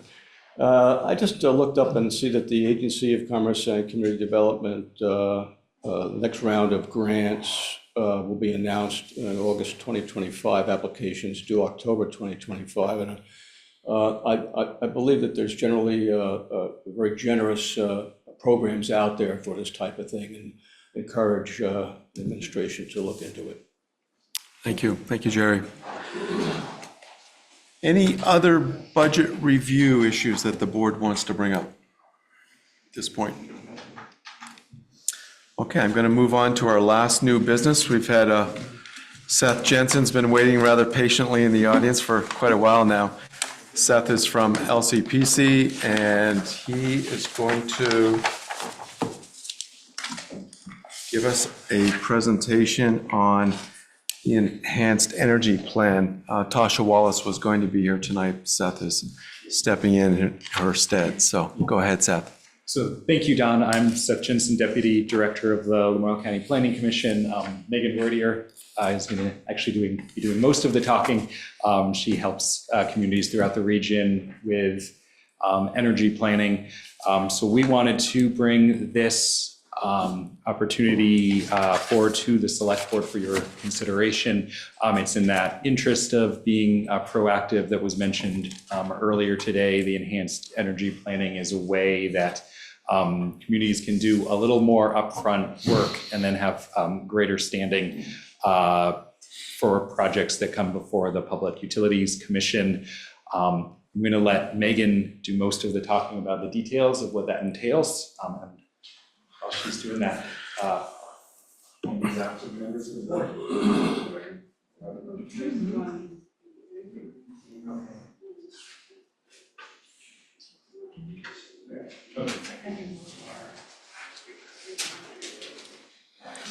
Here, let me help you. I'll take one pile, you take the other. How's that? sounds good. We can take one and pass around. Take one and pass it around. I apologize, Megan, I didn't realize you were doing the presentation, so otherwise I would have introduced you. That's okay, that's okay, no problem. So, yeah, like Seth said, and this, it's one thing I think you didn't mention is developing an enhanced energy plan is still a voluntary action. So it's not a mandate, I just want to be clear about that. But it is an option that several municipalities in Vermont County have already, taken action on, adopted enhanced energy plans to just have greater standing in the Section 248 energy siting process. And what it does is it gives you substantial deference if a municipality chooses to adopt an enhanced energy plan. What that really means, and just for reference, the definition is on that enhanced energy plan standards, page 1. I want to see what that definition is. But what substantial deference really means is that you would essentially have more weight to your policies, your actions in your energy plan if you adopt, enhanced energy plan version. And so it just gives you a little bit more weight. You already have a plan in place, so you already have standing under Section 248, but it gives you a little bit more of a voice in that energy siting process. The second handout that Seth handed out is the Lamoille County Energy Plan. That is an amendment that our board of directors adopted at the regional level back in July. And so we actually just went through this process of amending our previous enhanced energy plan to comply with Act 147. So we just went through that whole process with the Public Service Department, so we're familiar with that. And you can kind of get a sense, it's been a long night already, but at your leisure glance at, that recent regional Lamoille County energy plan to give you a sense of the depth of an enhanced energy plan. It does typically take, it depends on municipality, everybody's a little different, but it could take at least 6 months to really develop, if you're starting from scratch, develop an enhanced energy plan and working with, say, your local planning council and appropriate parties.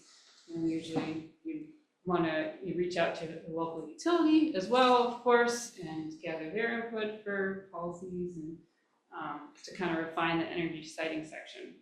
But the advantage of these plans is they give you a voice in the siting process, and they're also a little more detailed in terms of, you're saying like more specific energy siting policies, where you want to see energy development, where you don't want to see it in the future. And how you continue to protect those natural resources.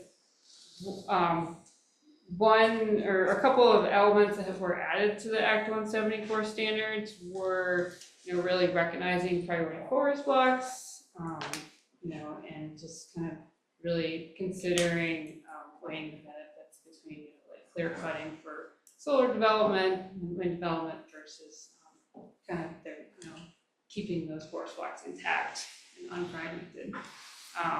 So yeah, there's advantages, but it is a process. And as you can see from the product at the county level, it takes a little while to develop. So we are here, if the municipality decides that you're interested in pursuing an enhanced energy plan, we're here to help at the regional level and happy to kind of work through that process with the municipality. Are there any questions so far? I know those are hefty packets, kind of a lot to think about after a long night. There you go. Am I, We've only got 3 Megan, am more I kids to come. correct in thinking that this is, not that it's not germane for us, but even more germane for the trustees in the village, given that they are in the energy, There's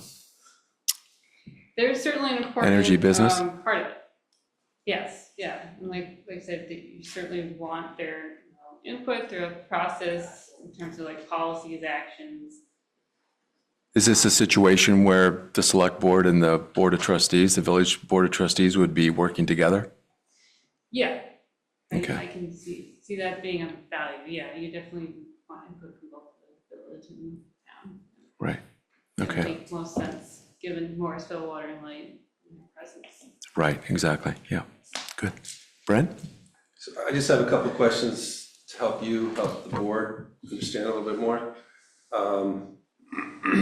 Could you explain more, you're talking about gives us voice and stature. Could you explain to us with whom? So it gives you more of a voice in the Section 248 energy siting process. So with the Public Utility Commission, who reviews, really any larger scale energy development, commercial, utility scale energy development. They're reviewing all the proposed energy projects in the community, basically, at the Public Utility Commission level. And then what have other communities in Loyal County or anywhere actually in Vermont that you would suggest that have their own municipal utility that you would suggest to the select board and administration to model ourselves after? I'm assuming that we would want to establish a committee. Don's mentioned, work interacting with the village trustees, the utility. Do you have recommendations for us about how we structure this, whether it be a committee or otherwise, that we can model ourselves after to most efficiently move this forward? Yeah, so I usually, this happens as part of a municipal plan update, but it can be an amendment. Essentially that's what it would be, if you were to pursue it sooner. It would just be a municipal plan amendment to your current adopted municipal plan. We're updating municipal plans all around the county right now. So Johnson's an example. It of course has a water and light division as well. And they just adopted their update of their full municipal plan, but it does include an update of their enhanced energy chapter as well. So you could look at Johnson's website. They have their 2024 municipal plan that was adopted on their website. Look at their energy chapter. That's a little, it still meets the standard, but it's a little bit more scaled back than the Loyal County example that I provided. So, I would probably say look at Johnson because that's more recent. And you mentioned there was a few other towns in Lamoille County? Yeah, so the only towns that don't have enhanced energy plan currently in Loyal County are Belvedere, Eden, and Morristown. So all the other towns have adopted a previous enhanced energy plan. And, the communities that are just going through the municipal plan update process are also updating their energy chapters. So Stowe has already adopted an energy part of their municipal plan, so they would be another one for us to take a look at as well, because they have a utility. Yeah, we actually just worked with them on an update to their enhanced energy chapter, but they're still in that municipal plan update phase, so that's not publicly available yet. But yeah, you could see their former enhanced energy chapter as an example. Good. That's great. Comments? Thank you, Megan. Thanks for the reading. Great. Yes. Yeah, sorry about that. Yeah, that's right. It's been a lot of paper. Thank you very much. And thank you for waiting. Yeah, Sorry thank you for waiting. you had to wait a while, but problem. thank you. Okay, thank you. Okay, so that's it for new business. I'm going to move on to old business. Consideration of the Morristown Conservation Commission article for the town meeting, March 2025. And I think we might be getting a presentation here. Go ahead. Go ahead, Ron. Well, I'm going to be the lead. Ron Stancliffe, Chair of the Morristown Conservation Commission. But I'm going to apologize for running overtime at Saturday up at the auditorium. I got carried away. But I relayed to you the history of the Conservation Commission, and I hope that has bearing on our future. I would like to add that there's always been the question of what do we have on our agenda? Well, I'm just going to quickly say that we have been looking at a piece of land that borders the Duhamel gravel pit, which was with part of the original land that Minosh had, and he deeded off 50 acres. It's the south end. It borders that particular end in the gravel pit is a deer wintering yard. The slope there is steep for that particular parcel, so it's not really good to look at as far as development because it all slopes down to the brook, the Kenfield Brook, the one that goes down by Avery's that always floods. At our last meeting, I handed out a proposal for naming some of the streams in Morristown. It all started with a request from one of our members that had a concern about the Potash Brook in the village, but I expanded it to other brooks that don't have a name. This is something that may come before the board in the future. I have a couple of announcements. This is my year for appointment. I do not intend to ask for reappointment. I'm looking at terminating the day that would have been town meeting day, which is March whatever. The other particular news that I would like to let people know here tonight that my wife and I were very happy to do something with the land that we have at Joe's Pond. It's a natural habitat out there, some woodland and farmland. We conveyed it by donation to the University of Vermont and Agricultural School on December 20th. They have a program for environmental studies that they will use that property for that purpose, along with their studies that they do at Molly's Pond. So behind me now will be what my board would like to present, an argument of why we'd like more money. Thank you, Ron.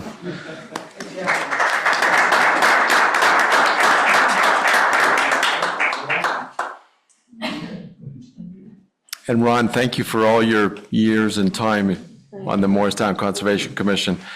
And thank you for the land donation. I'll say that when I was a teacher at Stowe High School, I took kids to Molly's Bog every spring, and it was a highlight. Those kids really enjoyed that trip, and it's nice to know that there'll be even more land available. Thank you. Go ahead. My name is Brent Tayon. I live on the Elmore Mountain Road. Been living there for 52 years. Before that, I spent 4 years in Harrison Avenue here in town. And I have to tell you, I'm a fiscal conservative. In fact, I'm probably the only one in the room who reaches through the ice, grabs some fur, makes hat and gloves out of it. I say that because I really appreciate the work you guys have done on the budget. And it makes it hard for me to come up here and ask for money when I listen to what you're talking about. I'm very much in favor of the roads. I'm in favor of the sidewalks. I'm in favor of the 2%. Tony's gone, but I wouldn't go with the 4%. But I'm also a person who has strong beliefs, and I believe in conservation efforts. I spent 46 years as a professional forester in forest protection. I worked in federal government, state government, and University of Vermont. So I have some experience in ecology and the advantages of what land can do for ecologically to keep us all alive. And I think we're way behind in doing that.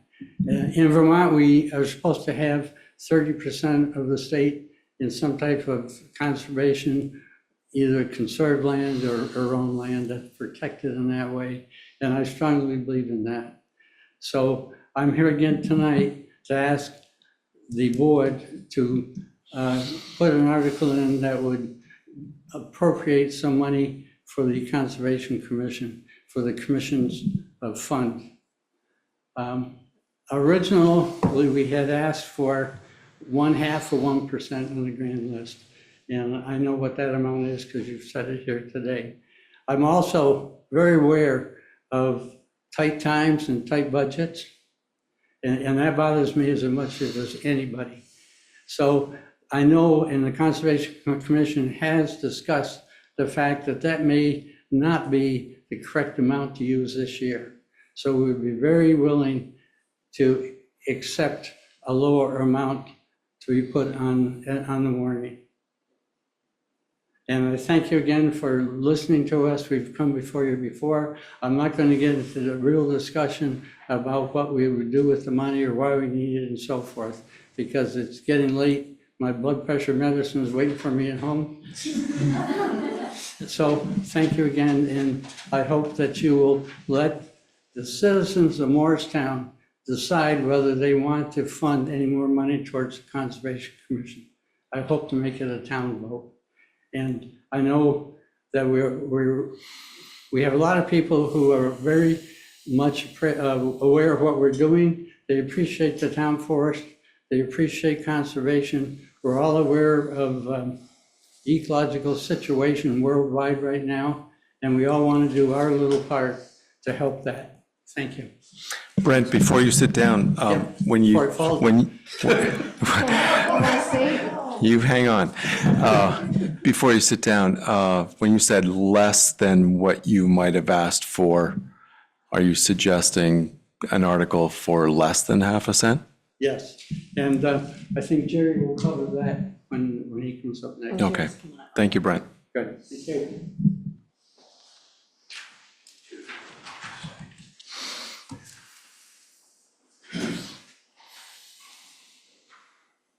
I'm Jerry Throne, co-chair of the Morrisville Conservation Commission.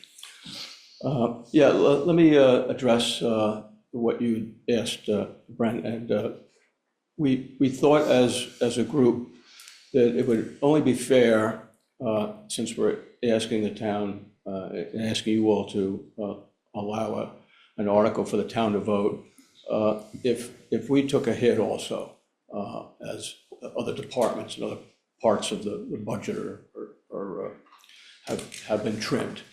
So I think that we've come to a consensus, and we feel that 1/4 cent would be something that we hope that the voters could approve and would not vote down the budget as a result of our ask. As far as why we need this funding now, we haven't been funded for 2 years. And the climate has not gotten better. And it's been proven that, and in fact, I think Brent mentioned that it is a mandate of the state to try to preserve 30% of land and waters. That's also a federal government statistic. And the feeling is that if we can do that as a nation, and maybe a world, that we could save the planet from what some people feel are inevitable doom. Some people don't agree with that, but nonetheless, if you were someone who agreed with it, you would understand that we only have one planet. And kind of like, what we were talking about before about roadways and sidewalks, that infrastructure has been ignored for quite some time. And unfortunately, we've been ignoring our planet for quite some time. And I don't think that we can afford to wait any longer to make changes that are going to be beneficial to preserving the planet. So for that reason, and not to extend the discussion anymore, but for that main reason, I think that the time has come where we should be allowed to ask the public for their support, for their financial support. Thank you, Jerry. Can I ask you a question?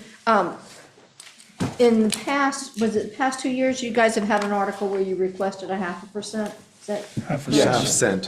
Half a cent. Half a cent. Thank you, half a cent. Half a cent. And both times they were voted down, right? Last year, I don't think we were. We didn't have one last year. Didn't have one, okay. It never came to a vote Okay, from the public. The year before, it was turned down. okay. And as I said before, I think, we are not like social service agencies. And, therefore, we're not really governed by the requirement that if you do not have funding for 2 years in a row, that you then have to go back and petition. I mean, we certainly could do that. We don't want to do that. We don't want to go against the wisdom of the board, even though we could legally. Thank you so much. Last year, it never got beyond us. So, Okay, not that it came to us in any fevered pitch, but yeah, Yeah. thank you. thank you. Thank you very much, gentlemen. I guess I'll start. It's hard for somebody who's got the training that I do to not have sympathy for all that you've said. I'm trained as an ecologist. I'm a river ecologist and done a lot of work in that area, published papers in that area, done a lot of research over the years, although it was years ago, most of it. I certainly appreciate the work that you folks have done. Where I live, I see the traffic going to the town forest. I see plenty of people headed up that way. People that know me stop on their way. I know that's a busy part of town. I know you folks have been involved in river restoration. You've certainly been very interested in it. Our rivers are something that we need to pay a lot of attention to. And I've spoken in this room, in this audience many times about the need to repair our riparian zones. And I know you folks are interested in that. We've been involved in flood mitigation work. We've been trying to access grants that have been highly competitive. The town didn't get any, the village did though. There's towns all across the state of Vermont that are looking for those mitigation grants. And the fact that they are so competitive speaks to how important they are. You talked about the Duhamel pit. I know you guys have been involved in the restoration work, or certainly looking into the restoration work up the Duhamel pit.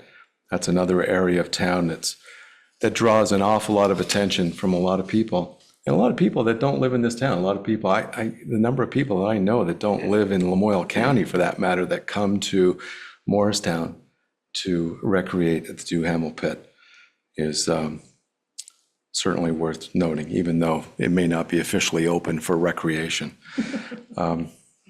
Land acquisition work, boy, I can't tell you how many, there's many of us that hunt, and the number of hunters who come up into my area, that there's so much posted land now in this town. Yeah. And I know you guys are working to conserve land, but not post it. I think that's important. And finally, I'll just say, working with the schools, I did not know you were going to donate land to UVM, and I can't tell, I'll say it again. I mean, it's just, we have some really important lands right on the Stowe-Morrisville border. I don't know if people know this, but there's people who come from all over the world to go to Morrisville Bog, which is such a unique habitat. And that's very close to where Ron is talking. For that reason, I'm just going to say, and I mentioned this to Brent before I came in because I didn't want to surprise anybody, but I'm very much in support of supporting the Morristown Conservation Commission. I think you guys I appreciate the fact that you're only asking for a quarter cent now. I did some quick math, it's about $29,000. I think it'd be $29,000 very well spent for a group who gets nothing right now. So I'll just throw that out there. I know that, that Ron and I have had, several conversations over the last year and a half about the Conservation Commission and funding. I want to say that I sincerely appreciate all the years of dedication that you've given to this community, not just within Morristown Conservation Commission. Your interest in all things municipal is remarkable, and I appreciate what you brought to the table, separate from what we're going to talk about here, but I just wanted to say that because it's certainly appreciated.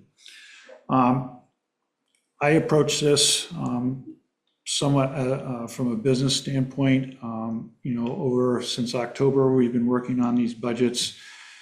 We have, in EMS, we've eliminated $24,000 because we're only going to do one simplex vehicular repeater for the ambulance, which gives us connectivity into areas that typically don't have cell service ability.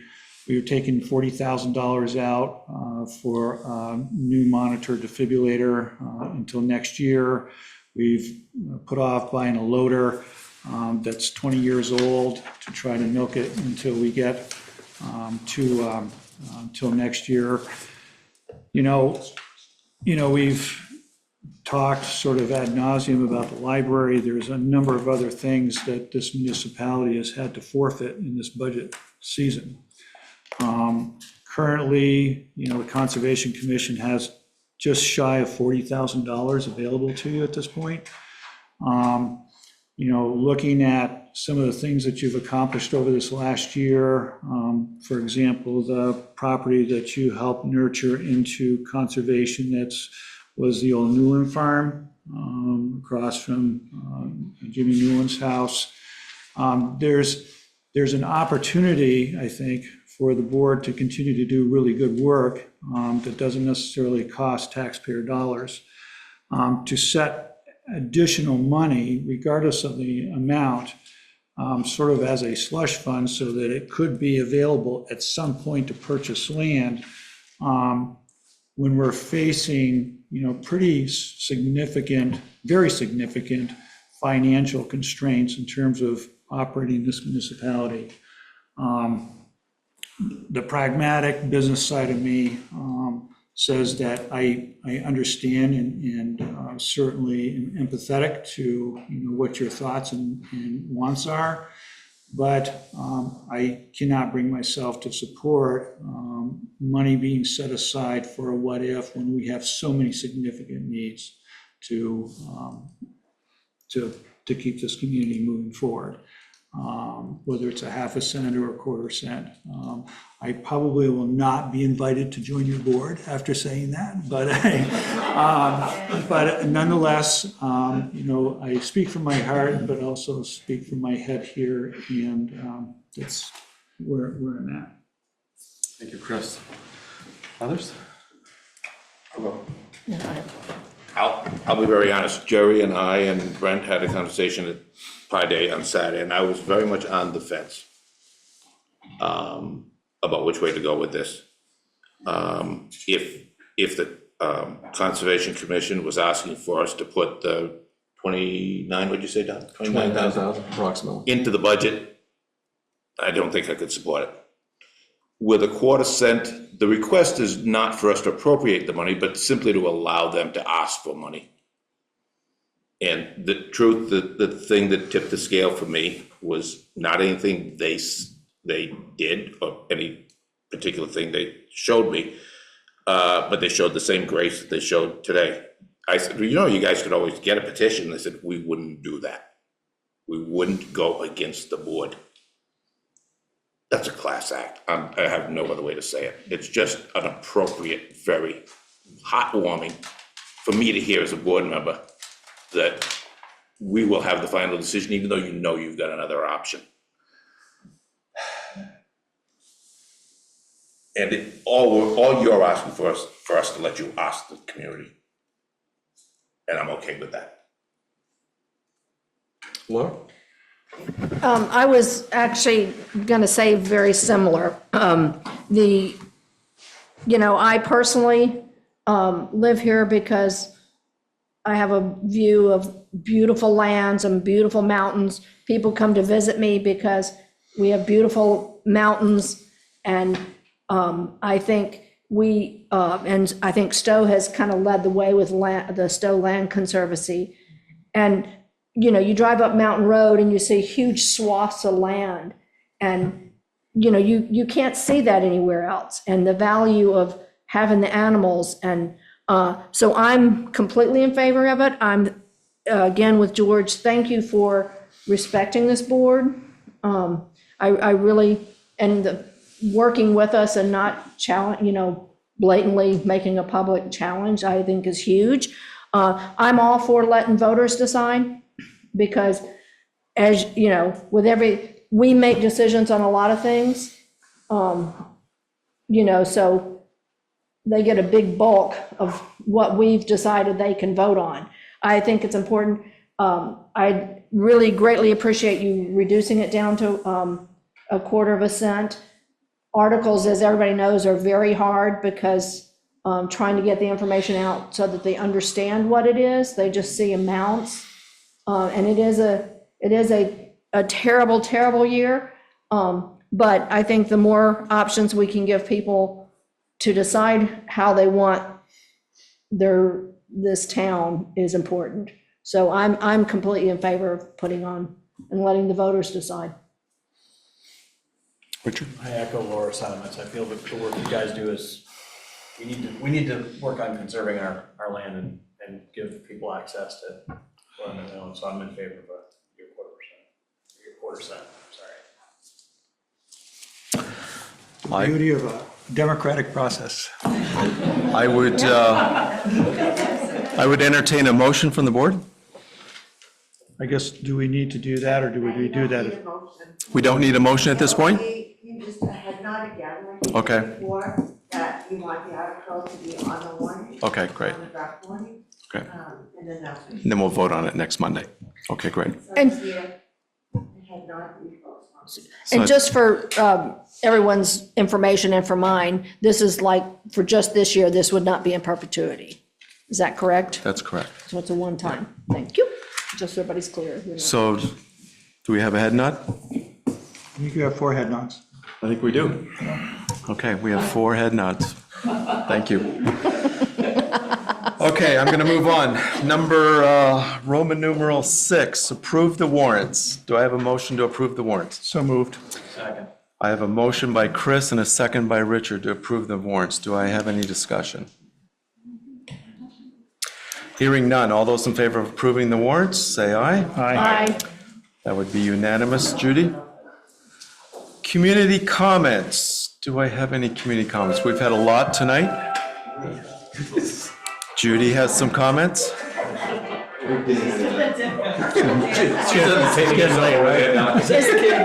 Is this a 7th inning stretch? Going once, going twice. Mr. Blake. I just want to thank all of you. I know I bump into you a lot, talk about what's going on in town, and of course, a lot of the people in town, business and just citizens, and you guys are doing an amazing job. It's not easy. I know what it's like to have to balance a budget. We've had this squeaking over here, and like you said, there, the pulling on the goose's feathers, and it's a squawking. But I just want to make sure that we do know what you're doing, and good job. Thank you, Donnie. Thank you very much. Any other comments? I paid him to say that, by the way. Thank you. Not much. I was gonna say, are you billing us? 7:15, it's the schedule. Next Monday, January 13th, we will have a special select board meeting here. And the purpose of that meeting will be to approve a budget. And so that will be the main agenda item. I'm not sure if that'll be the only one, but it will certainly be the principal agenda item. Tuesday, January 21st will be our next select board meeting, our next regular select board meeting. The 27th will be another special select board meeting, and that will be to vote on the warning. And that is the day petitions are due as well, Sarah, I believe. And due, and due at what time? 5 p.m. 5 p.m. It's Okay. the Candidate. Okay, thank you. candidate or 27. What about appropriations, please? They are the 16th at 4. January 16th? Okay. Okay. So we'll have those before we do the, And all candidates have to complete a petition for Okay. town and school. Okay. that's normal, right? It's new, it's brand new for the school this year. Okay. For the town, it's only normal because of COVID regulations, but last Oh, year I was the see. first year. So it still can be new for people. That's what you're saying. Thank Okay. you. And February 3rd and February 18th would be regular select board meetings. That is our schedule coming up. Other business. I think I would entertain a motion to go into executive session. Sure. Thank you all. Yep. Thank you very much, folks. Good night. I would move to go into executive session because I find that premature general public knowledge would. Quiet, folks, excuse me. Folks. We're still in the meeting. Yep. Shh, sorry. Go ahead. I would move to go into executive session because I find that premature general public knowledge would clearly place a public body or person involved at a substantial disadvantage. Second. I have a motion by Chris and a second by Richard. Do I have any discussion? Hearing none. All those in favor of the motion as presented, say aye. Aye. That would be unanimous, Judy. I would move to go into executive session to discuss the appointment or employment or evaluation of a public officer or employee subject to T1 VSA 313A3 to include Town Manager Brent Raymond, Executive Assistant Judy Alberry, and Finance Director Teen Sweet. I have a motion by Chris and a second by Richard. Any discussion? Hearing none. All those in favor of the motion as presented, say aye. Aye. That would be unanimous. Richard out the door. Okay. Okay, so I would entertain a motion to adjourn. I would make a motion to adjourn. I'll second that motion. I got a motion by Chris and a second by Richard. Any to adjourn, any discussion? Hearing none, all those in favor of adjourning? Aye. Aye. That would be unanimous. I got a text. We don't know. Thank you, everybody.